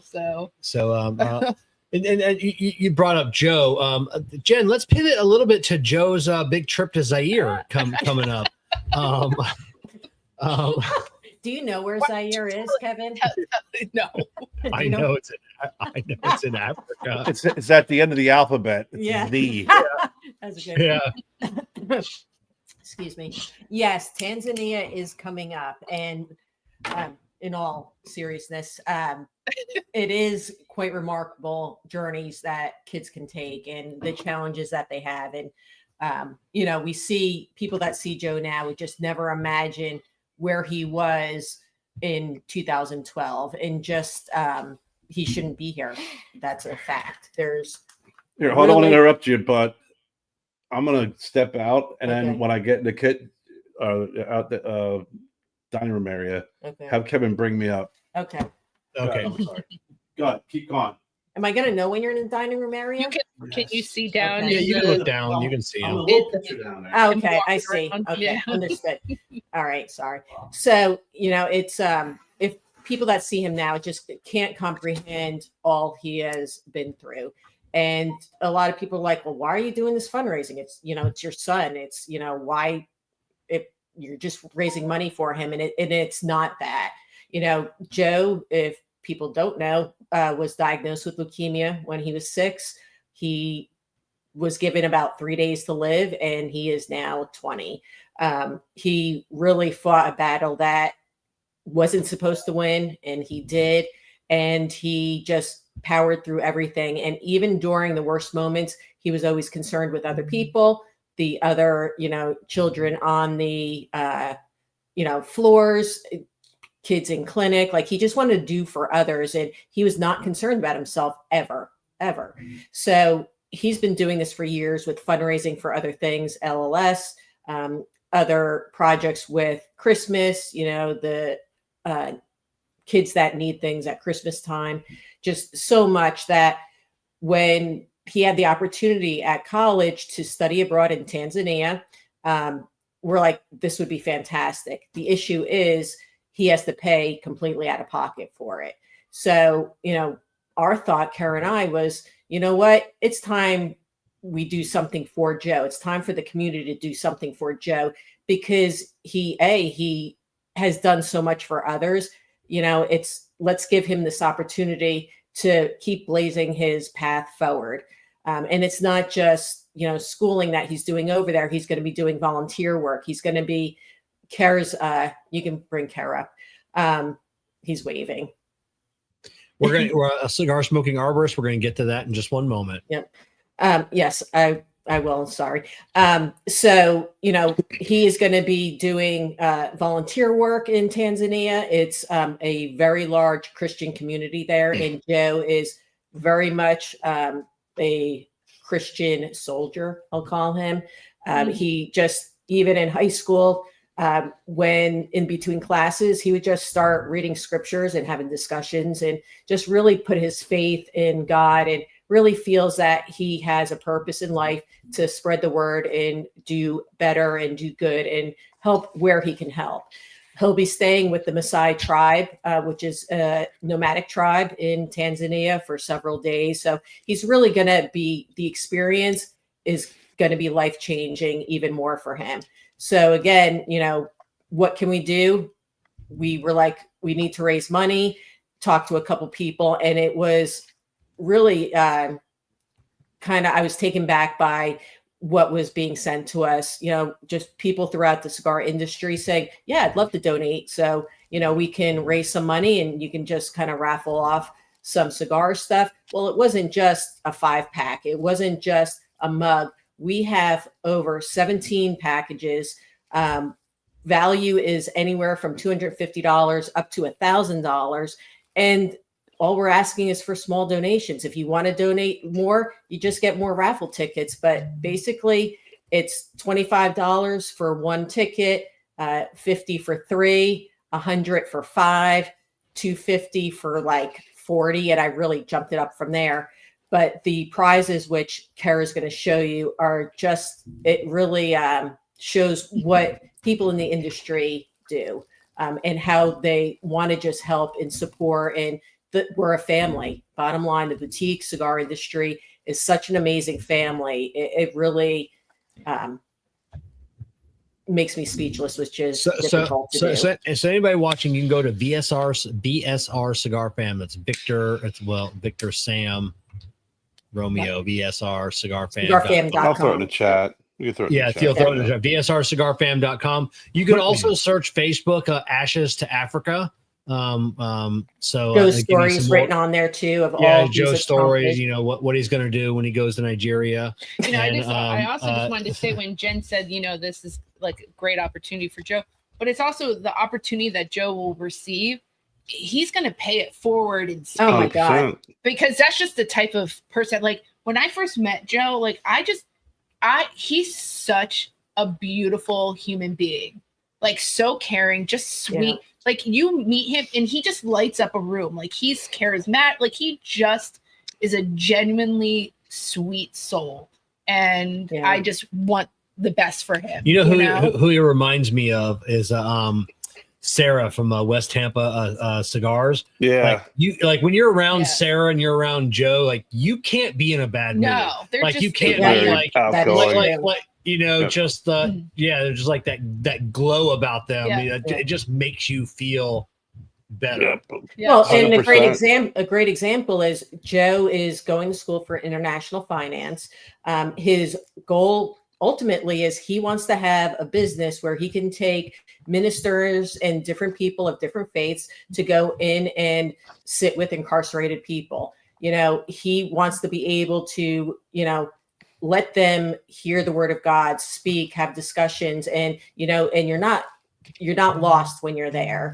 People care. And, to hear a young child say that, it's kind of like, it really, like, where does this come from? I grew up going to church, Kerr grew up going to church, and, we all have our faith, but when a child's like, I want to be able to do this and provide, and, the selflessness is just incredible. It really is. And working in the medical field, you see selflessness a lot, but this is a level that it's very surreal at times. 100%. So Kerr, what are you doing inside the house, Kerr? What are you about to show us here? I'm hiding. Our dining room is, oh my God. It's every time I go in there, I'm just like, oh gosh. Yeah, We need to create I'm some actually names. I'm impressed that I have not freaking dived this, but Dug into it. exactly. But Jennifer's point, I mean, there is so much stuff, so much generosity that's been donated. So when you donate, you're just not donating and feeling good about it. Your name's being thrown in to potentially win some fantastic prizes. It's probably going to be close to 10. I think we're close to $10,000 worth of Yeah. prizes. So let me see if I can get this right. All right, can you see my screen? Yes, see we me? can. Yep. All right, great. So this, Jessica, this is all you. Thank you so much for this. You're welcome. This is the Rocky Patel travel. Travel. I guess I don't know what this be. A suitcase. Like a kind of like a picnic basket for cigar people. Right. I would So say a what you party got? case.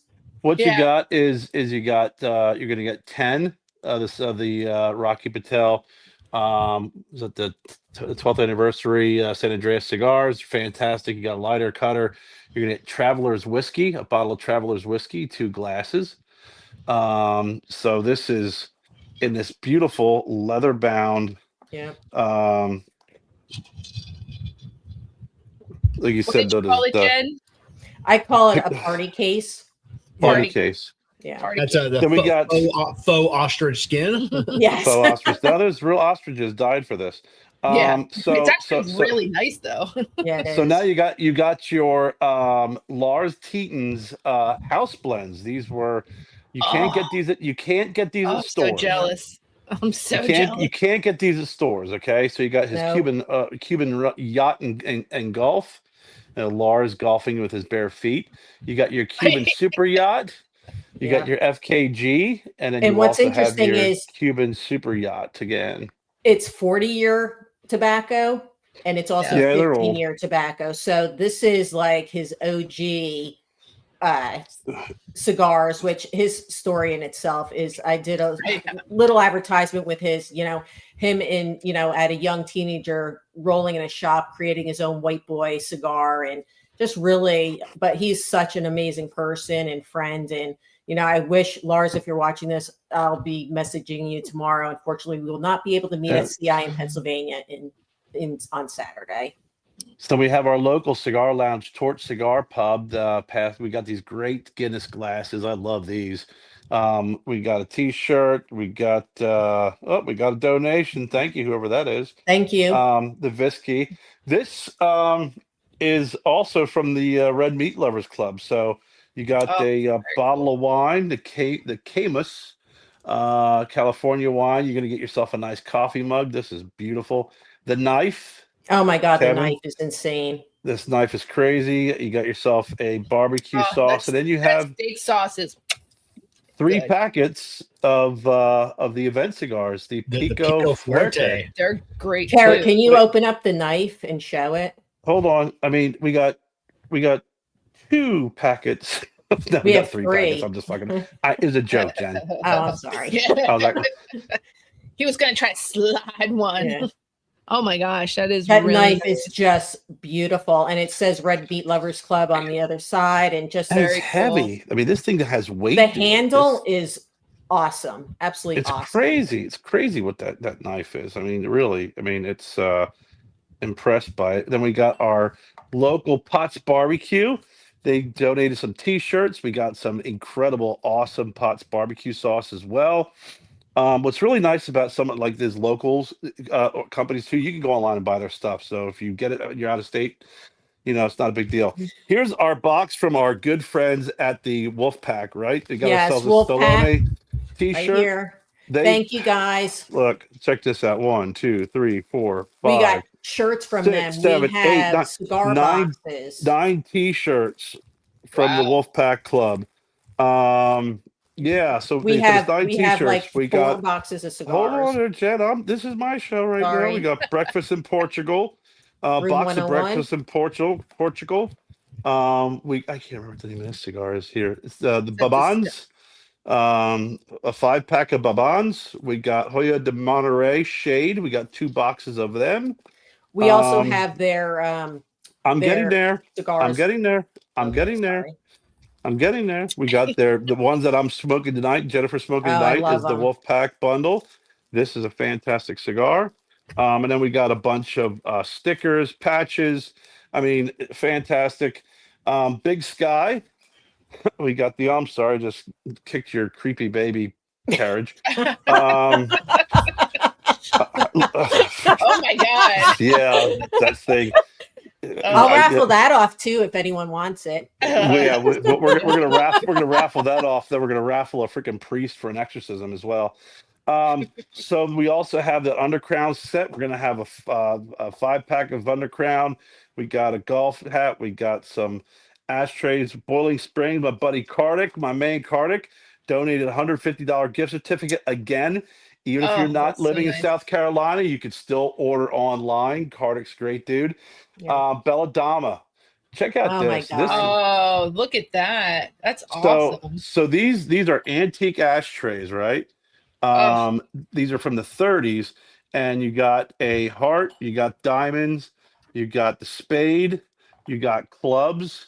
We're gonna have 2 packs of these, so we got 2 separate sets with her if no one cigars. knows who she is, they better go look her up. 'Cause Oh she's She's my like God. fantastic. Fantastic. the sweetest person on the Chantel. planet. Well, Love her. I We know, contacted her. she's We contacted her like, amazing. hey, maybe you could donate like a sampler pack. She's like, fuck that.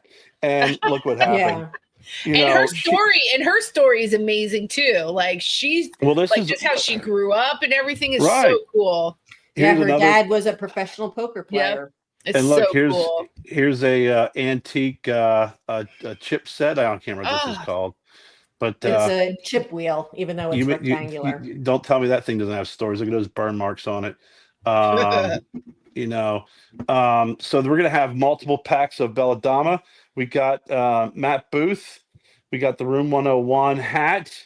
We got a Room 101 ring. We got the bracelet, and then we have a Full collection of anniversary. full collection of anniversary. Someone corrected Jennifer and said not the originals. Thank you very much, whoever Yes, that thank was. you for letting me know, but it's still the anniversary. We're well aware. This is still the anniversary blends, 10th through the 15th. So this is again. We also, what I cannot show you here because I'd have to kidnap him. Is the event for Agonor Salif, Oh yeah. which is going to be really super cool. Yeah, I think people are gonna enjoy that so That's much. insane. It is. I mean, that's pretty cool. So that's just again, some of the prizes there, and it's going to be a really really cool event. We're going to be. I mean, first of all, everybody who's participated, donated, we greatly appreciate all that you've done and just your generosity. Joseph thanks you, Jennifer thanks you, I thank you. Well, But Joseph would be thanking us if he was home. I was getting there, Yes, thank you, Jessica. I was getting ready. Jessica. Thank you. I was getting ready to lay that guilt trip on there too, but thank you for that. This is Jennifer, really spelled out, the story pretty clearly with all that Joseph's been through and it's never deterred.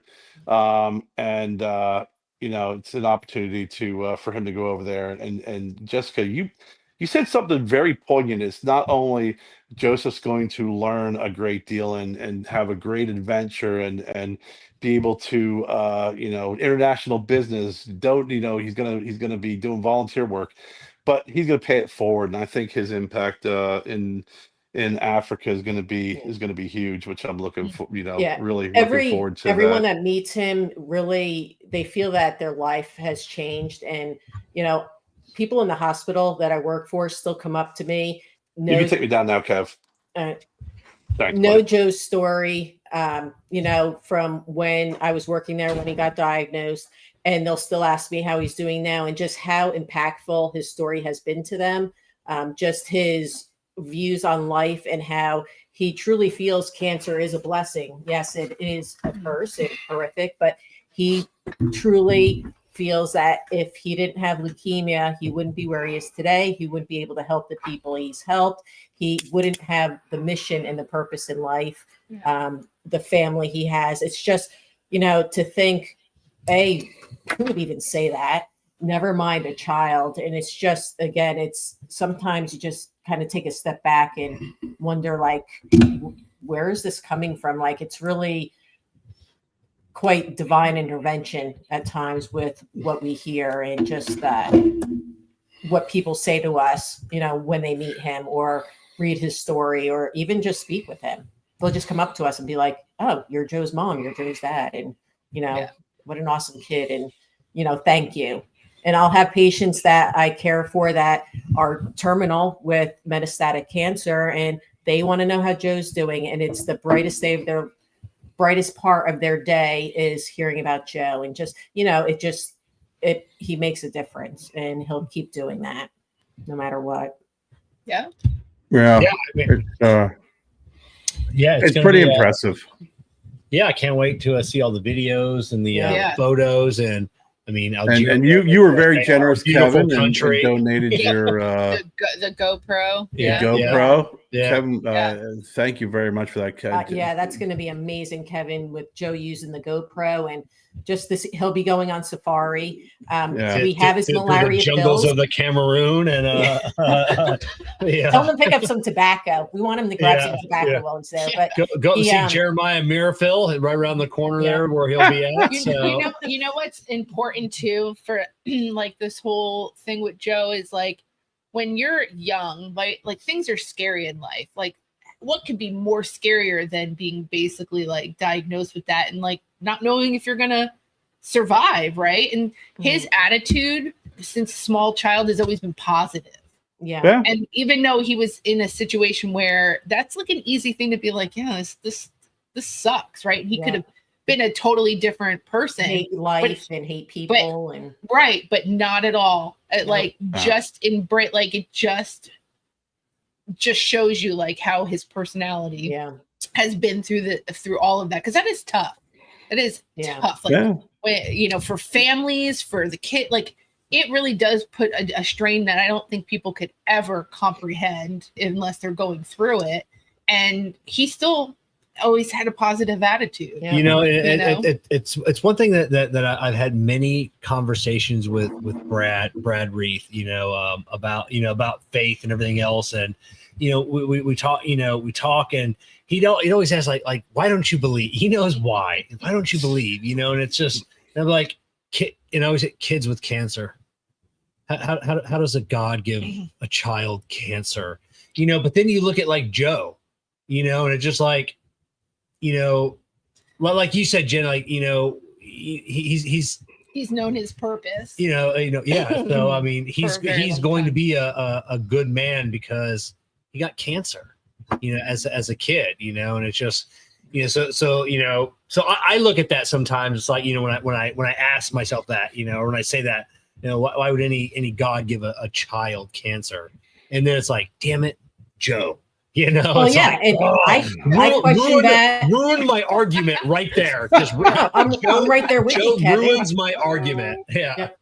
I would be in the hospital. And I'm just, my faith was gone, was devastated. And Joe would tell me, "Mom, it will be okay. I'm okay." So it just. It's tough. He just knew. And not all stories end that way. No, they don't. And that's, yes, I mean, yes. I think to your point, Kevin, that's always a tough pill to swallow. It's hard to have faith when you have stories that don't end that way. When you do have stories where, it's terminal. Right. And like, I know like with my situation with why it's a little bit different. He had a lot of medical procedures and stuff and surgeries, but being in the hospital constantly. He was from the time he was born until he was like 10. We were in a hospital all the time for something, a surgery or some kind of illness or something that was going on. But I stayed a lot of times at the Ronald McDonald House, and you get to meet all these other families there, and they have a dedicated like section for children who have leukemia or cancer, and everything is sterile. Like there's no like all the washing machine, everything has to be like no scent, no scented anything, and like all kinds of stuff. And I like had a different perspective of like other people's children, right? Like not just my own, right? Like because that can be daunting in itself, but then you're like, wow, you look around, you're like, there's so many other things happening to different families for different reasons. Like one time that I was there, and this girl, she was the first child in the US to have this surgery where her intestines, she was born with her intestines outside of her, and they developed this like suit and put her in a coma, and she had to have multiple surgeries, and they used pig skin to make her new stomach. And so that was like, a crazy thing to experience and get to meet this family and like all that they had been through.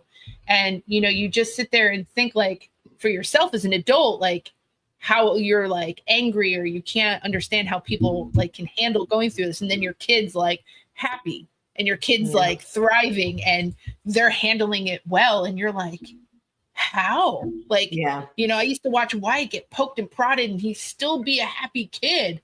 And I was like, I couldn't do it as an adult, like I couldn't have handled that, and one of Wyatt's good friends from the time, he was in school to the time she passed away, she had Down syndrome, but she also had leukemia, and she did not live.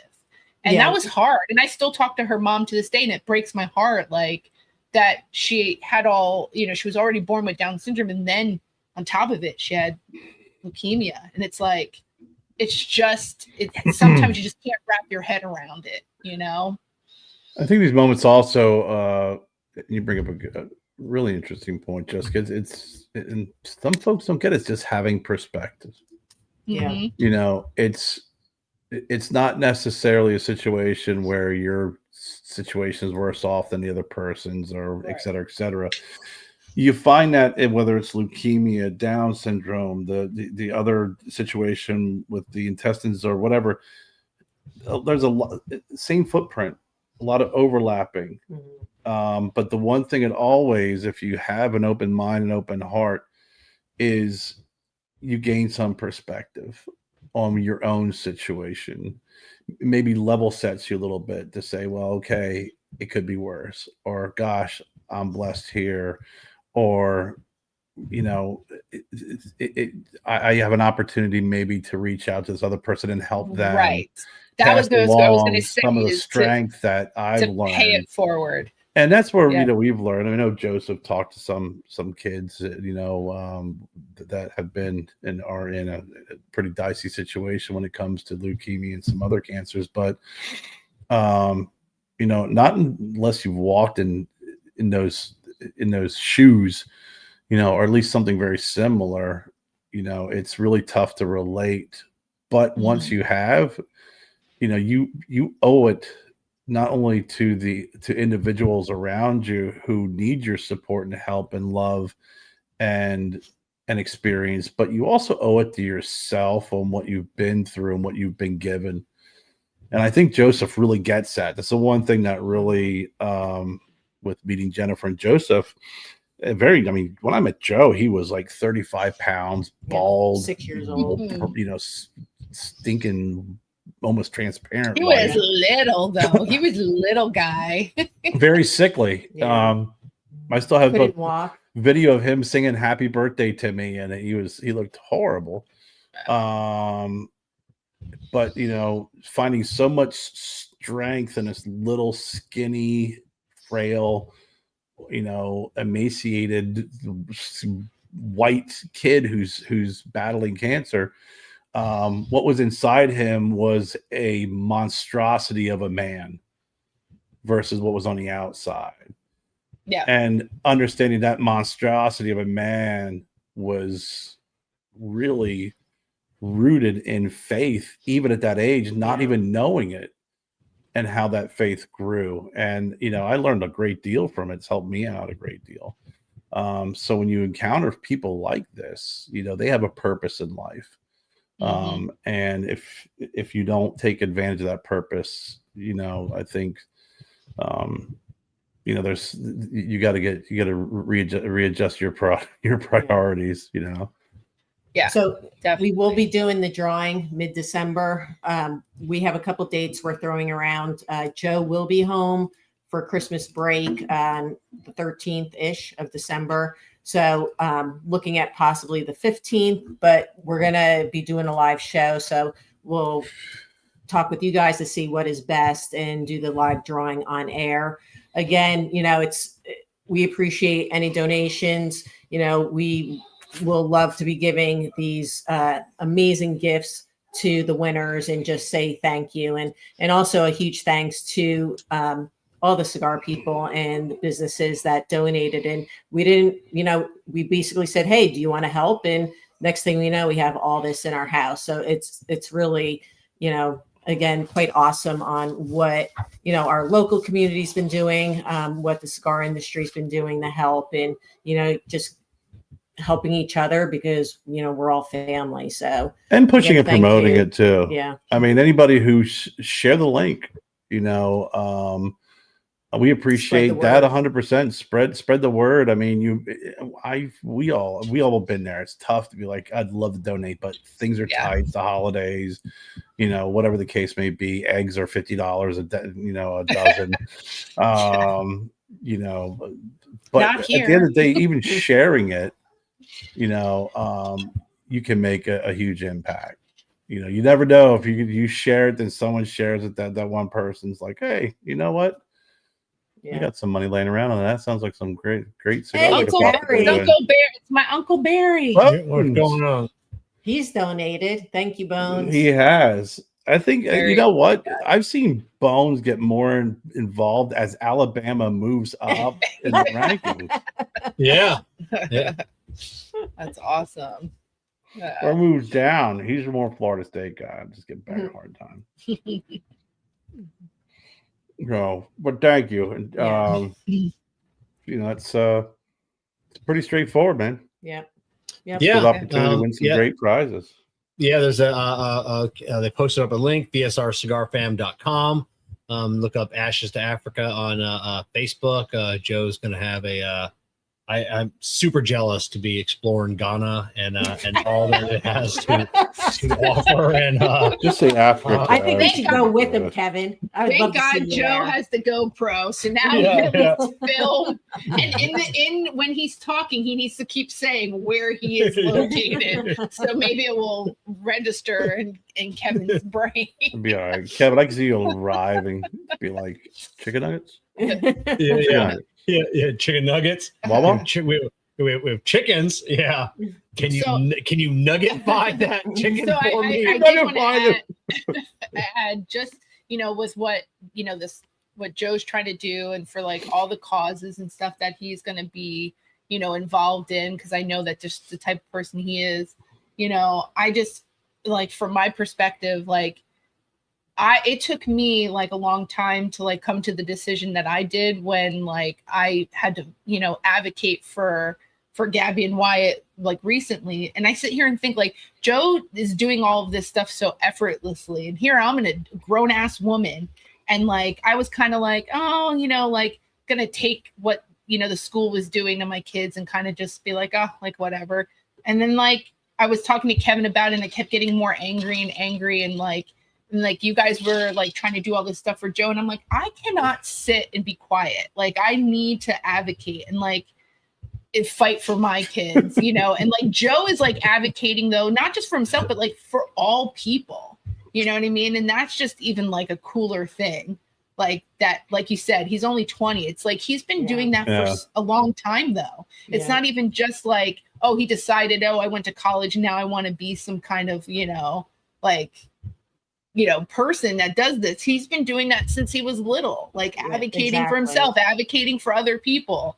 And I just think that like, that's huge. It's like, you don't have like the means to possibly like, participate in this. That's fine. But, read his story. Like, you can get involved in other ways. Like, follow his journey. Like, I think that's and there's other ways to help your local community. If you can't help, Joe, and we understand it's a holiday season. Craig Vanderslice, Cigar Craig, we were talking about this last night. We're both big proponent of giving blood. Yeah. That, if there's anything you can do, I think Craig had said, is like, well, it's literally, the smallest thing you can do to help. And I go, literally, that's and he didn't know, and I'd asked him, we were talking about giving blood, are you on the bone marrow donor list? And he's like, no, I didn't know about that. I'm like, I've been on the list for like 30 years, so, if you can't help, like I said, start locally. Yeah. Go to your local blood center, donate blood. 100%, man. Make an impact locally. Yeah, get on the bone marrow donor list, and Kerr, you and Jen might be able, help me like the numbers. Tell them, Craig, like if you need bone marrow, like there's like 2 people in the world that can give, for you, and if those people aren't on the list, you die. Right. Oh, So I am it's unbelievably difficult to find a match for bone marrow. So I'm on the list as well for the bone marrow. I also donate quite a bit because I'm Rh negative, and they're always looking for my blood. Alien because blood. you're an alien. An alien blood. And so I do donate. But the only thing I haven't done yet is the plasma. And that's on my list to do. I just haven't done it yet. Yeah. It's a little bit longer of a process and all that stuff. But also, if that's a help to anyone, if you donate your plasma, some places pay you. Yeah. Oh, you can get paid like anywhere here. I've seen anywhere between $500 and $750 Yeah. for donating plasma. The closest one to us in Fort Myers, I think, starts off at like $300, and then it's less each time you go. I gotta do that. They have a Why aren't place you- on why- Wayne Hampton. Why aren't you Tell me doing about that? Excuse me, why are you not doing it? Yeah, I've done platelets a couple times. I've never done the plasma. Yeah, the I plasma. gotta do the plasma. I didn't know they could do that. Yeah. A couple $100. Yeah. Yeah. And speaking of your Yeah. alien blood, Jessica, Yes. if you haven't seen it, Age of Disclosure is I know. now released. Yeah. We read $20. Care cost $20. I know. We I- rented it, Kevin. No, we I didn't. know. rent Same it. here. I know. Did you buy it? I bought it. Kerr bought Did it, you? Kevin. I It don't was think- listen, $19.99 is- to rent, $24 to I have to buy. watch it. Kerr. I decided to buy it because I was kind of tired one night, but I was still a little amped, and I started watching Yeah. it. So what do they Um, say about the alien blood? No, They it's said, about it, yeah. check out Jessica. Yeah. So- It's. I mean, well done. Did you watch it, Kevin? Oh yeah, well, I rented it the other night. I fell asleep. What'd you think? So Jessica fell It asleep. was late. I liked it. Like I said, there's a lot of stuff I knew, but there's a lot Yeah. of stuff, some stuff I didn't know, and it was just encouraging to see all of the people, like the high-ranking officials. Yeah, I think that was the most impressive that part. that once this stuff released. Yeah, So I was telling Jessica, I'm still on the fence about Lou Elizondo. Yeah. I think he's a government I plant don't for think so. I disinformation. did not get that vibe from him. But Kevin but, has I this thing don't about but, him. but I've also I didn't get I've that also vibe. watched 50 things that Lou Elizondo has Yeah. been in. I'm skeptical I of Lou cannot- Elizondo. But here's the thing, like if he was trying to be like a government plan or whatever, you would think he would still be trying to cover up like some of this stuff. But he's like really gotten a lot of these other guys to come forward. So that's why I have a hard time thinking he's got some kind of hidden propaganda I don't know. agenda. I don't know. Kevin. I There's didn't get that. I didn't get that vibe from him, but it's something's fine. not. Yeah, but like Kevin, I've watched a bunch of things. Yeah, see, and I have the other Yeah. guy too. Who is the other Mark something? The other guy. Is he who that was, the guy that was a pilot? No. The pilots are. I think they're 1,000% legit. Yeah. Guys. They're- Oh yeah. I'm the trying to other think guy you're who talking worked about. at ATIP, and he was with. Oh yeah, I know who you're There's talking the about. physicist as well. Yeah, I yeah. can't think of his name. He had blonde it's- hair. Yeah. Yeah. He's another one where I'm like, The guy that was, I'm sketchy on him. The guy from Skinwalker Ranch, the astrophysicist. What the heck is his name? Why What can't I think of his name? what is his? Mike DeGrasse Tyson. What's that? No. Yeah, He also just was on a panel with the government for. Well, there's like, a couple of guys in that He works for NASA too. the age of disclosure. It does. I mean, Travis Taylor, Travis. Dr. Travis Taylor. Yeah. they're a little sketchy. Yeah, because in Age of Disclosure, they listed him as a like astrophysicist for like the U.S. Army, and I know Which he he was, was. and I know he was part of ATIP and then he was also while he was on Skinwalker Ranch, he was giving the government Yeah, information. he said that on Skin. Yeah, and it She came thought he back was out, and funny. then the crew was like a little pissed off, like, Yeah. hey, you're giving the government some of this information. I was real. Well, what else was he supposed to do with that data that they were? I that know, was the whole point, though. But that's also what they say too, right? During the show, is like, we're collecting all this data, we're doing all this. So then what do you want to gatekeep it? Like, it doesn't make sense, is it? If your point is to get the world to acknowledge these things, and that was the premise of why they were doing this. See, my thought was he was giving the government information, and then if he was some type of government plant, he could steer some of these things he was doing, away from. But I don't think that the guys. So I don't know. Who knows? Sometimes these guys are always trying to direct you to look over here. Yeah, and what's over here? Over here. Yeah, like there's just over stuff here. that they're never going to release to the No, they're not public. going to. I mean, It's just you're not never gonna going to happen. see alien pictures, at least in our lifetime. I don't think you're not going to see clear pictures of ships. A couple things I liked about this, which was different. It was all a collective of different things that we've seen, Kevin. It was professionally done. I loved how they really did map out the history and the structure. Yeah.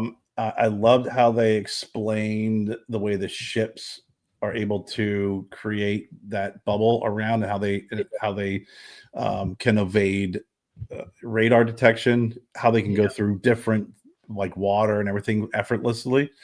And I thought it was even more interesting when they started getting deep into the specifics, events over the years, all connected with nuclear, energy. And then when you take all of that and you start layering Rubio and all these other senators and all these former defense, folks, and it told a really interesting story. And the story was really basically, look, they're real. We've seen it. We know it's real. We got to disclose this.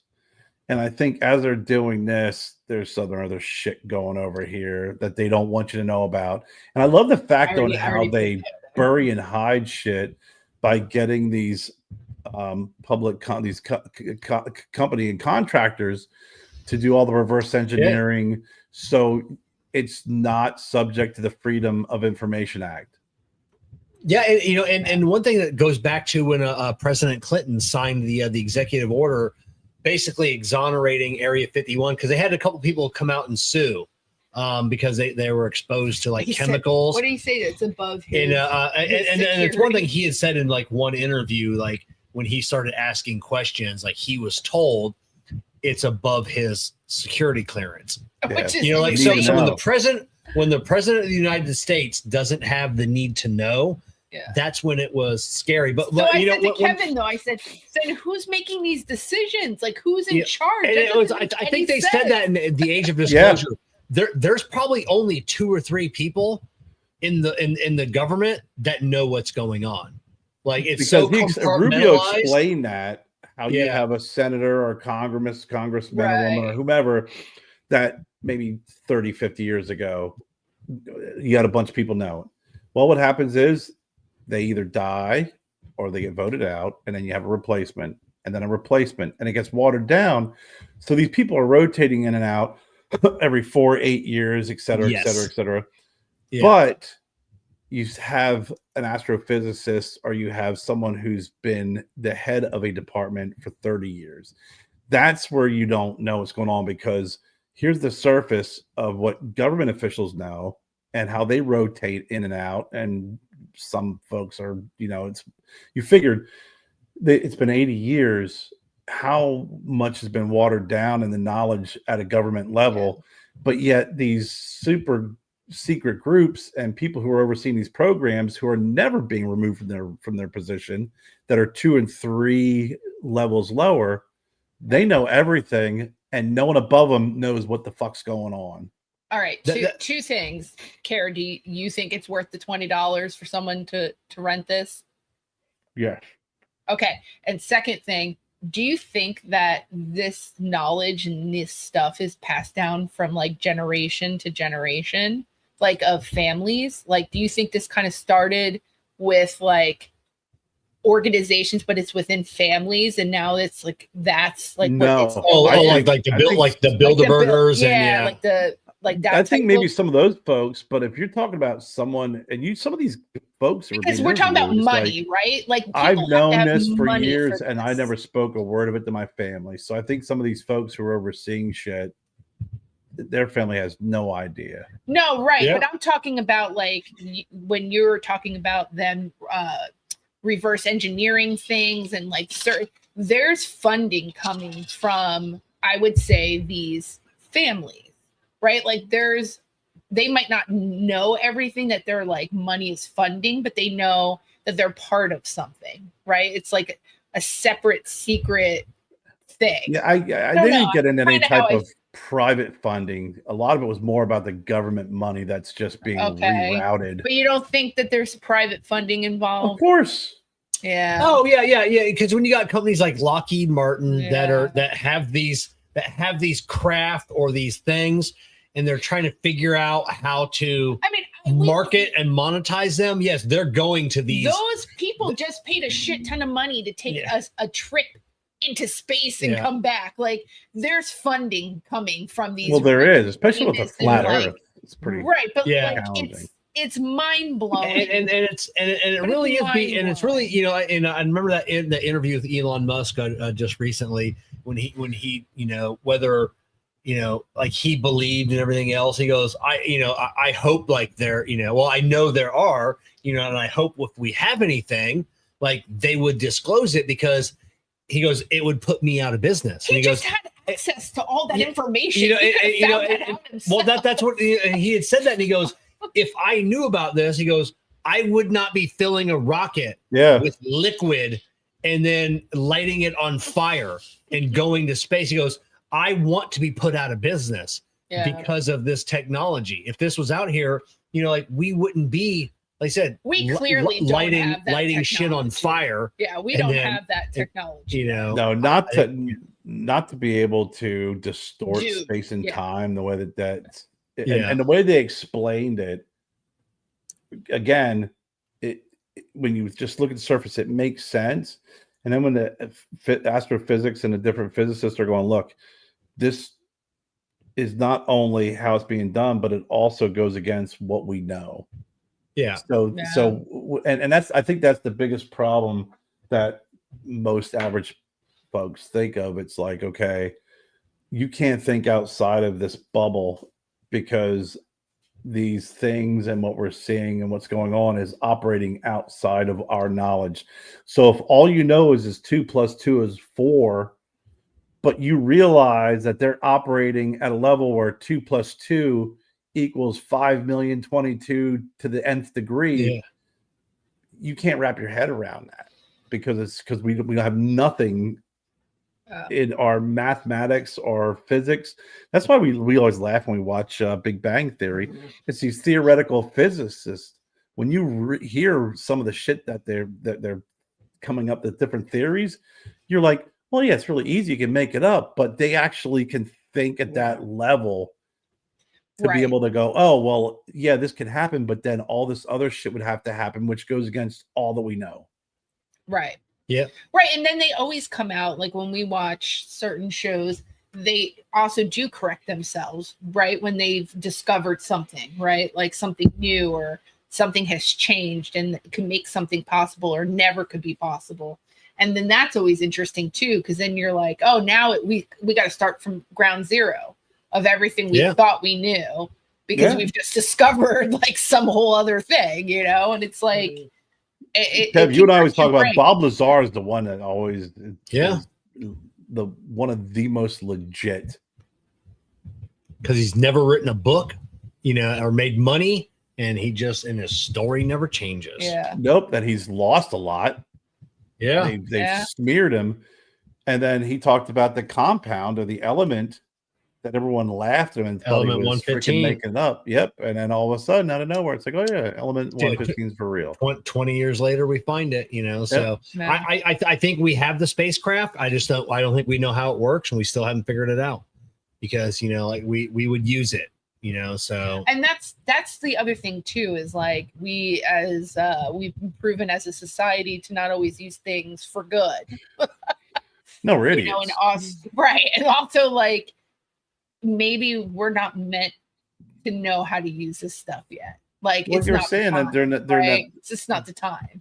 They were saying during the age of disclosure is like, if we knew about this, we could like have clean, renewable energy that's free. Yeah. But because it falls in the hands of XYZ, Yeah. we're looking how can we turn it into a weapon?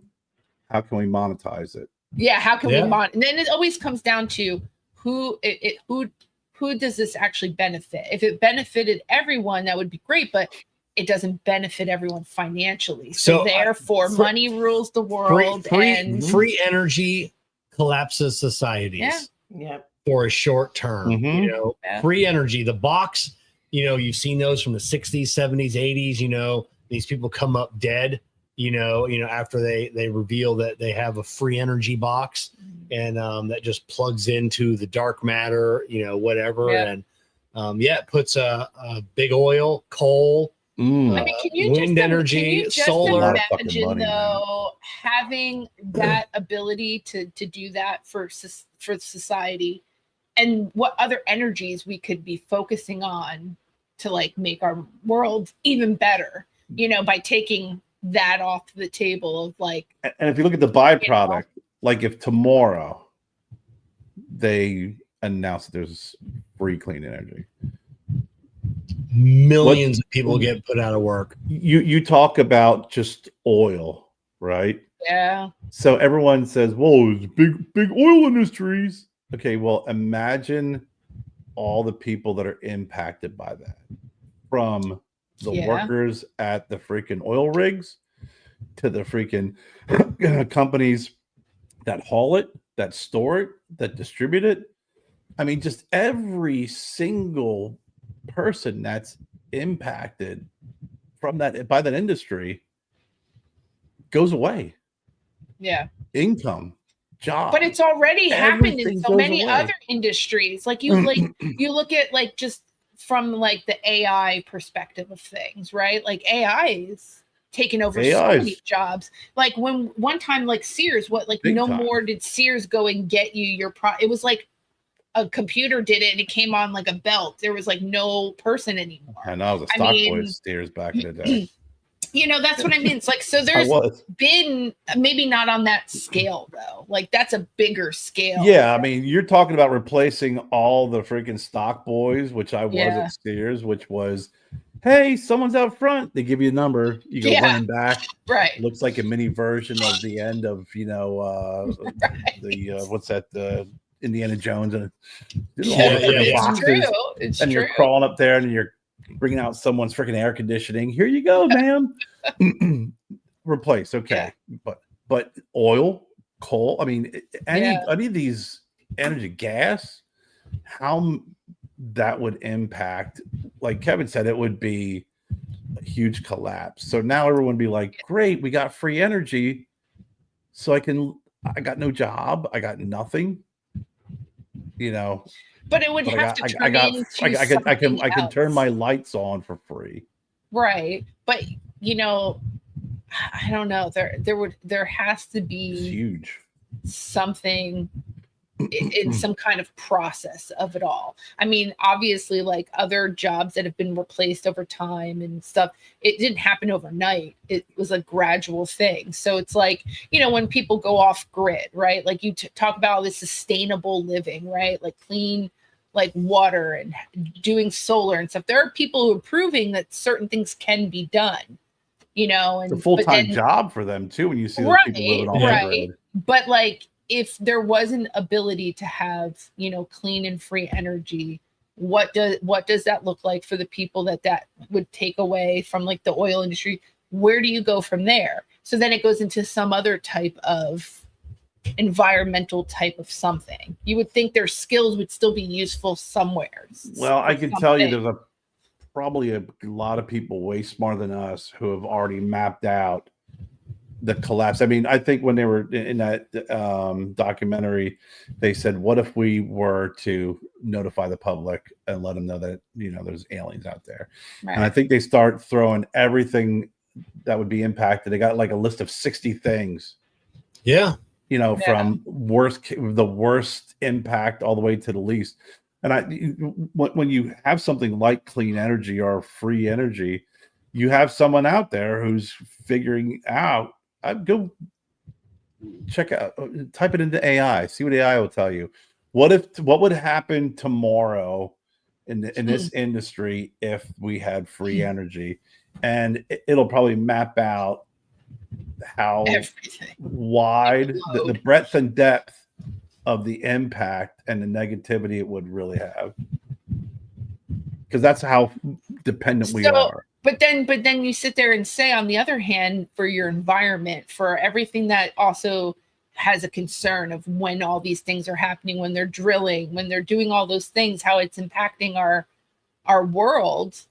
So do we not have a world to still have in a few years? You know what I mean? Like, it just we'll be fine in a few years. I think But I think everybody's overreacting with that. But do you see what I'm saying, though? It's like, if you have a chance to do better for your world, the environment, and make it more sustainable, wouldn't that be a good thing?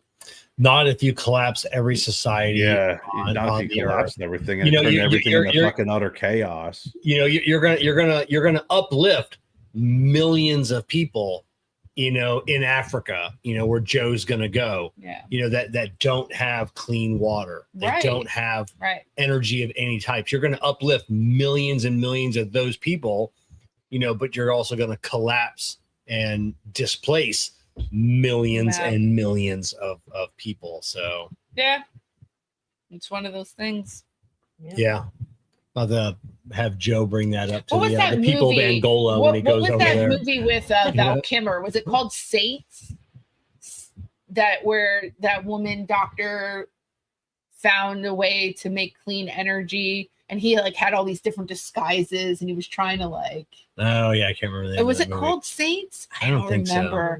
So. It was a good movie though, where she was in Russia and she was talking about clean energy, and he was all these different characters, and they fell in love or whatever. But it was all about clean energy. I just remember the movie with Keanu Reeves and Morgan Freeman with the Yeah, and it just irritates me to no end. Morgan Freeman would light a cigar, and then a minute later he throws it out. What are you doing? It was the whole movie of focusing on that cigar. Oh my god! Renewable cigars, Kevin. That's it. So all right, I think that's a good stopping point. Everybody look up on Facebook, Ashes to Africa. Go to vsrcigarfam.com. Get your raffle tickets. We only got a few more weeks left to get in on some amazing giveaways. So please, if you can't donate, at least share the link. And that's and maybe someone else can get in on that as well. So we definitely appreciate that if you can do that. And I'll leave you with this, Jessica, because I just typed it in. Okay. Global direct oil and gas workers, 11 million jobs lost immediately. Jeez. Indirect jobs lost, 20 to 25 million. Induced jobs lost, 30 to 40 million. Realistic total impact, global jobs lost, 60 to 75 million. That's roughly 1 out of every 25 jobs on Earth gone. Oh, okay. Impact on the U.S. alone, 1.5 million direct oil and gas jobs gone, and 9 to 10 million indirect and induced jobs. Ask it how long before this, society is back up and running from if this was to have happened. It says, what was that movie with Sylvester Stallone? Demolition Man? Demolition Man. Yes, it That said was a good look up movie. Demolition Man because then Taco Bell would take over the world. Yeah. Every restaurant is Taco Bell. Haha, he doesn't know how to use the seashells. Yeah. It didn't give me anything specifically, but it talks about oil like cities like Houston, Midland, Odessa, Calgary. A lot of these these cities would collapse. Yeah. A new class divide emerge.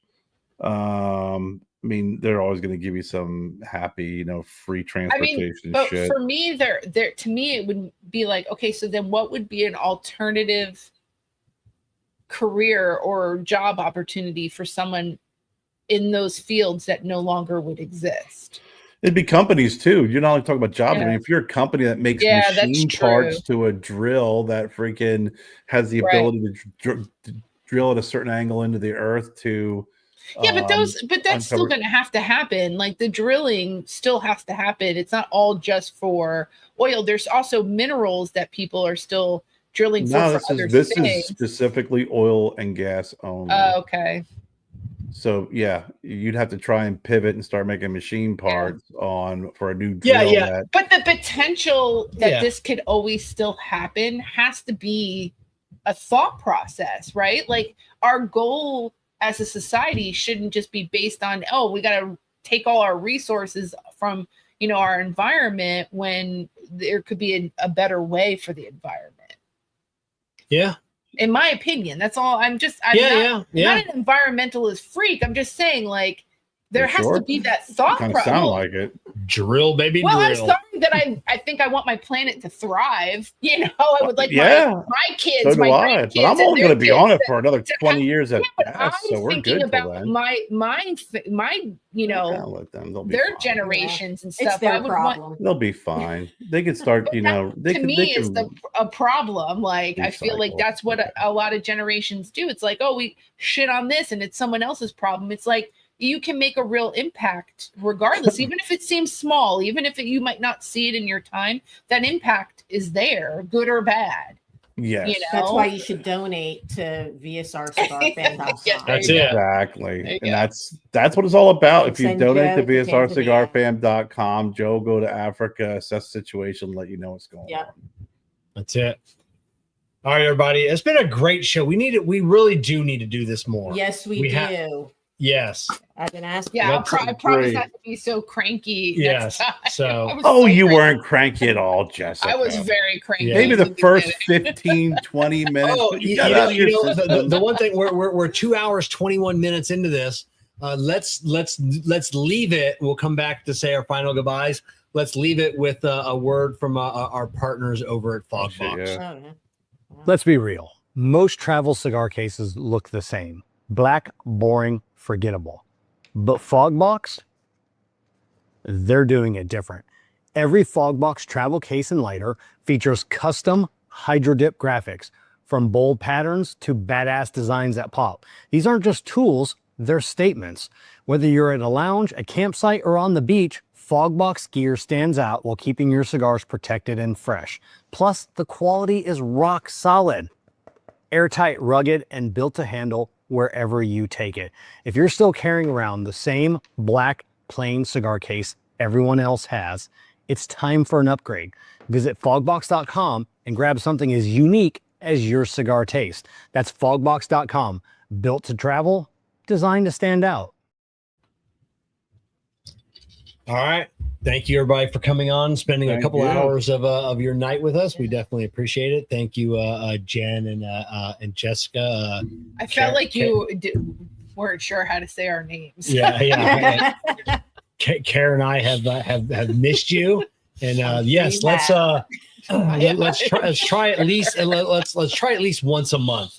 Let's try going forward to have this, and I had a blast. It was really fun. I'll have to make sure in between my 3D printing schedule and baby schedule. Yes. Hey, remember this.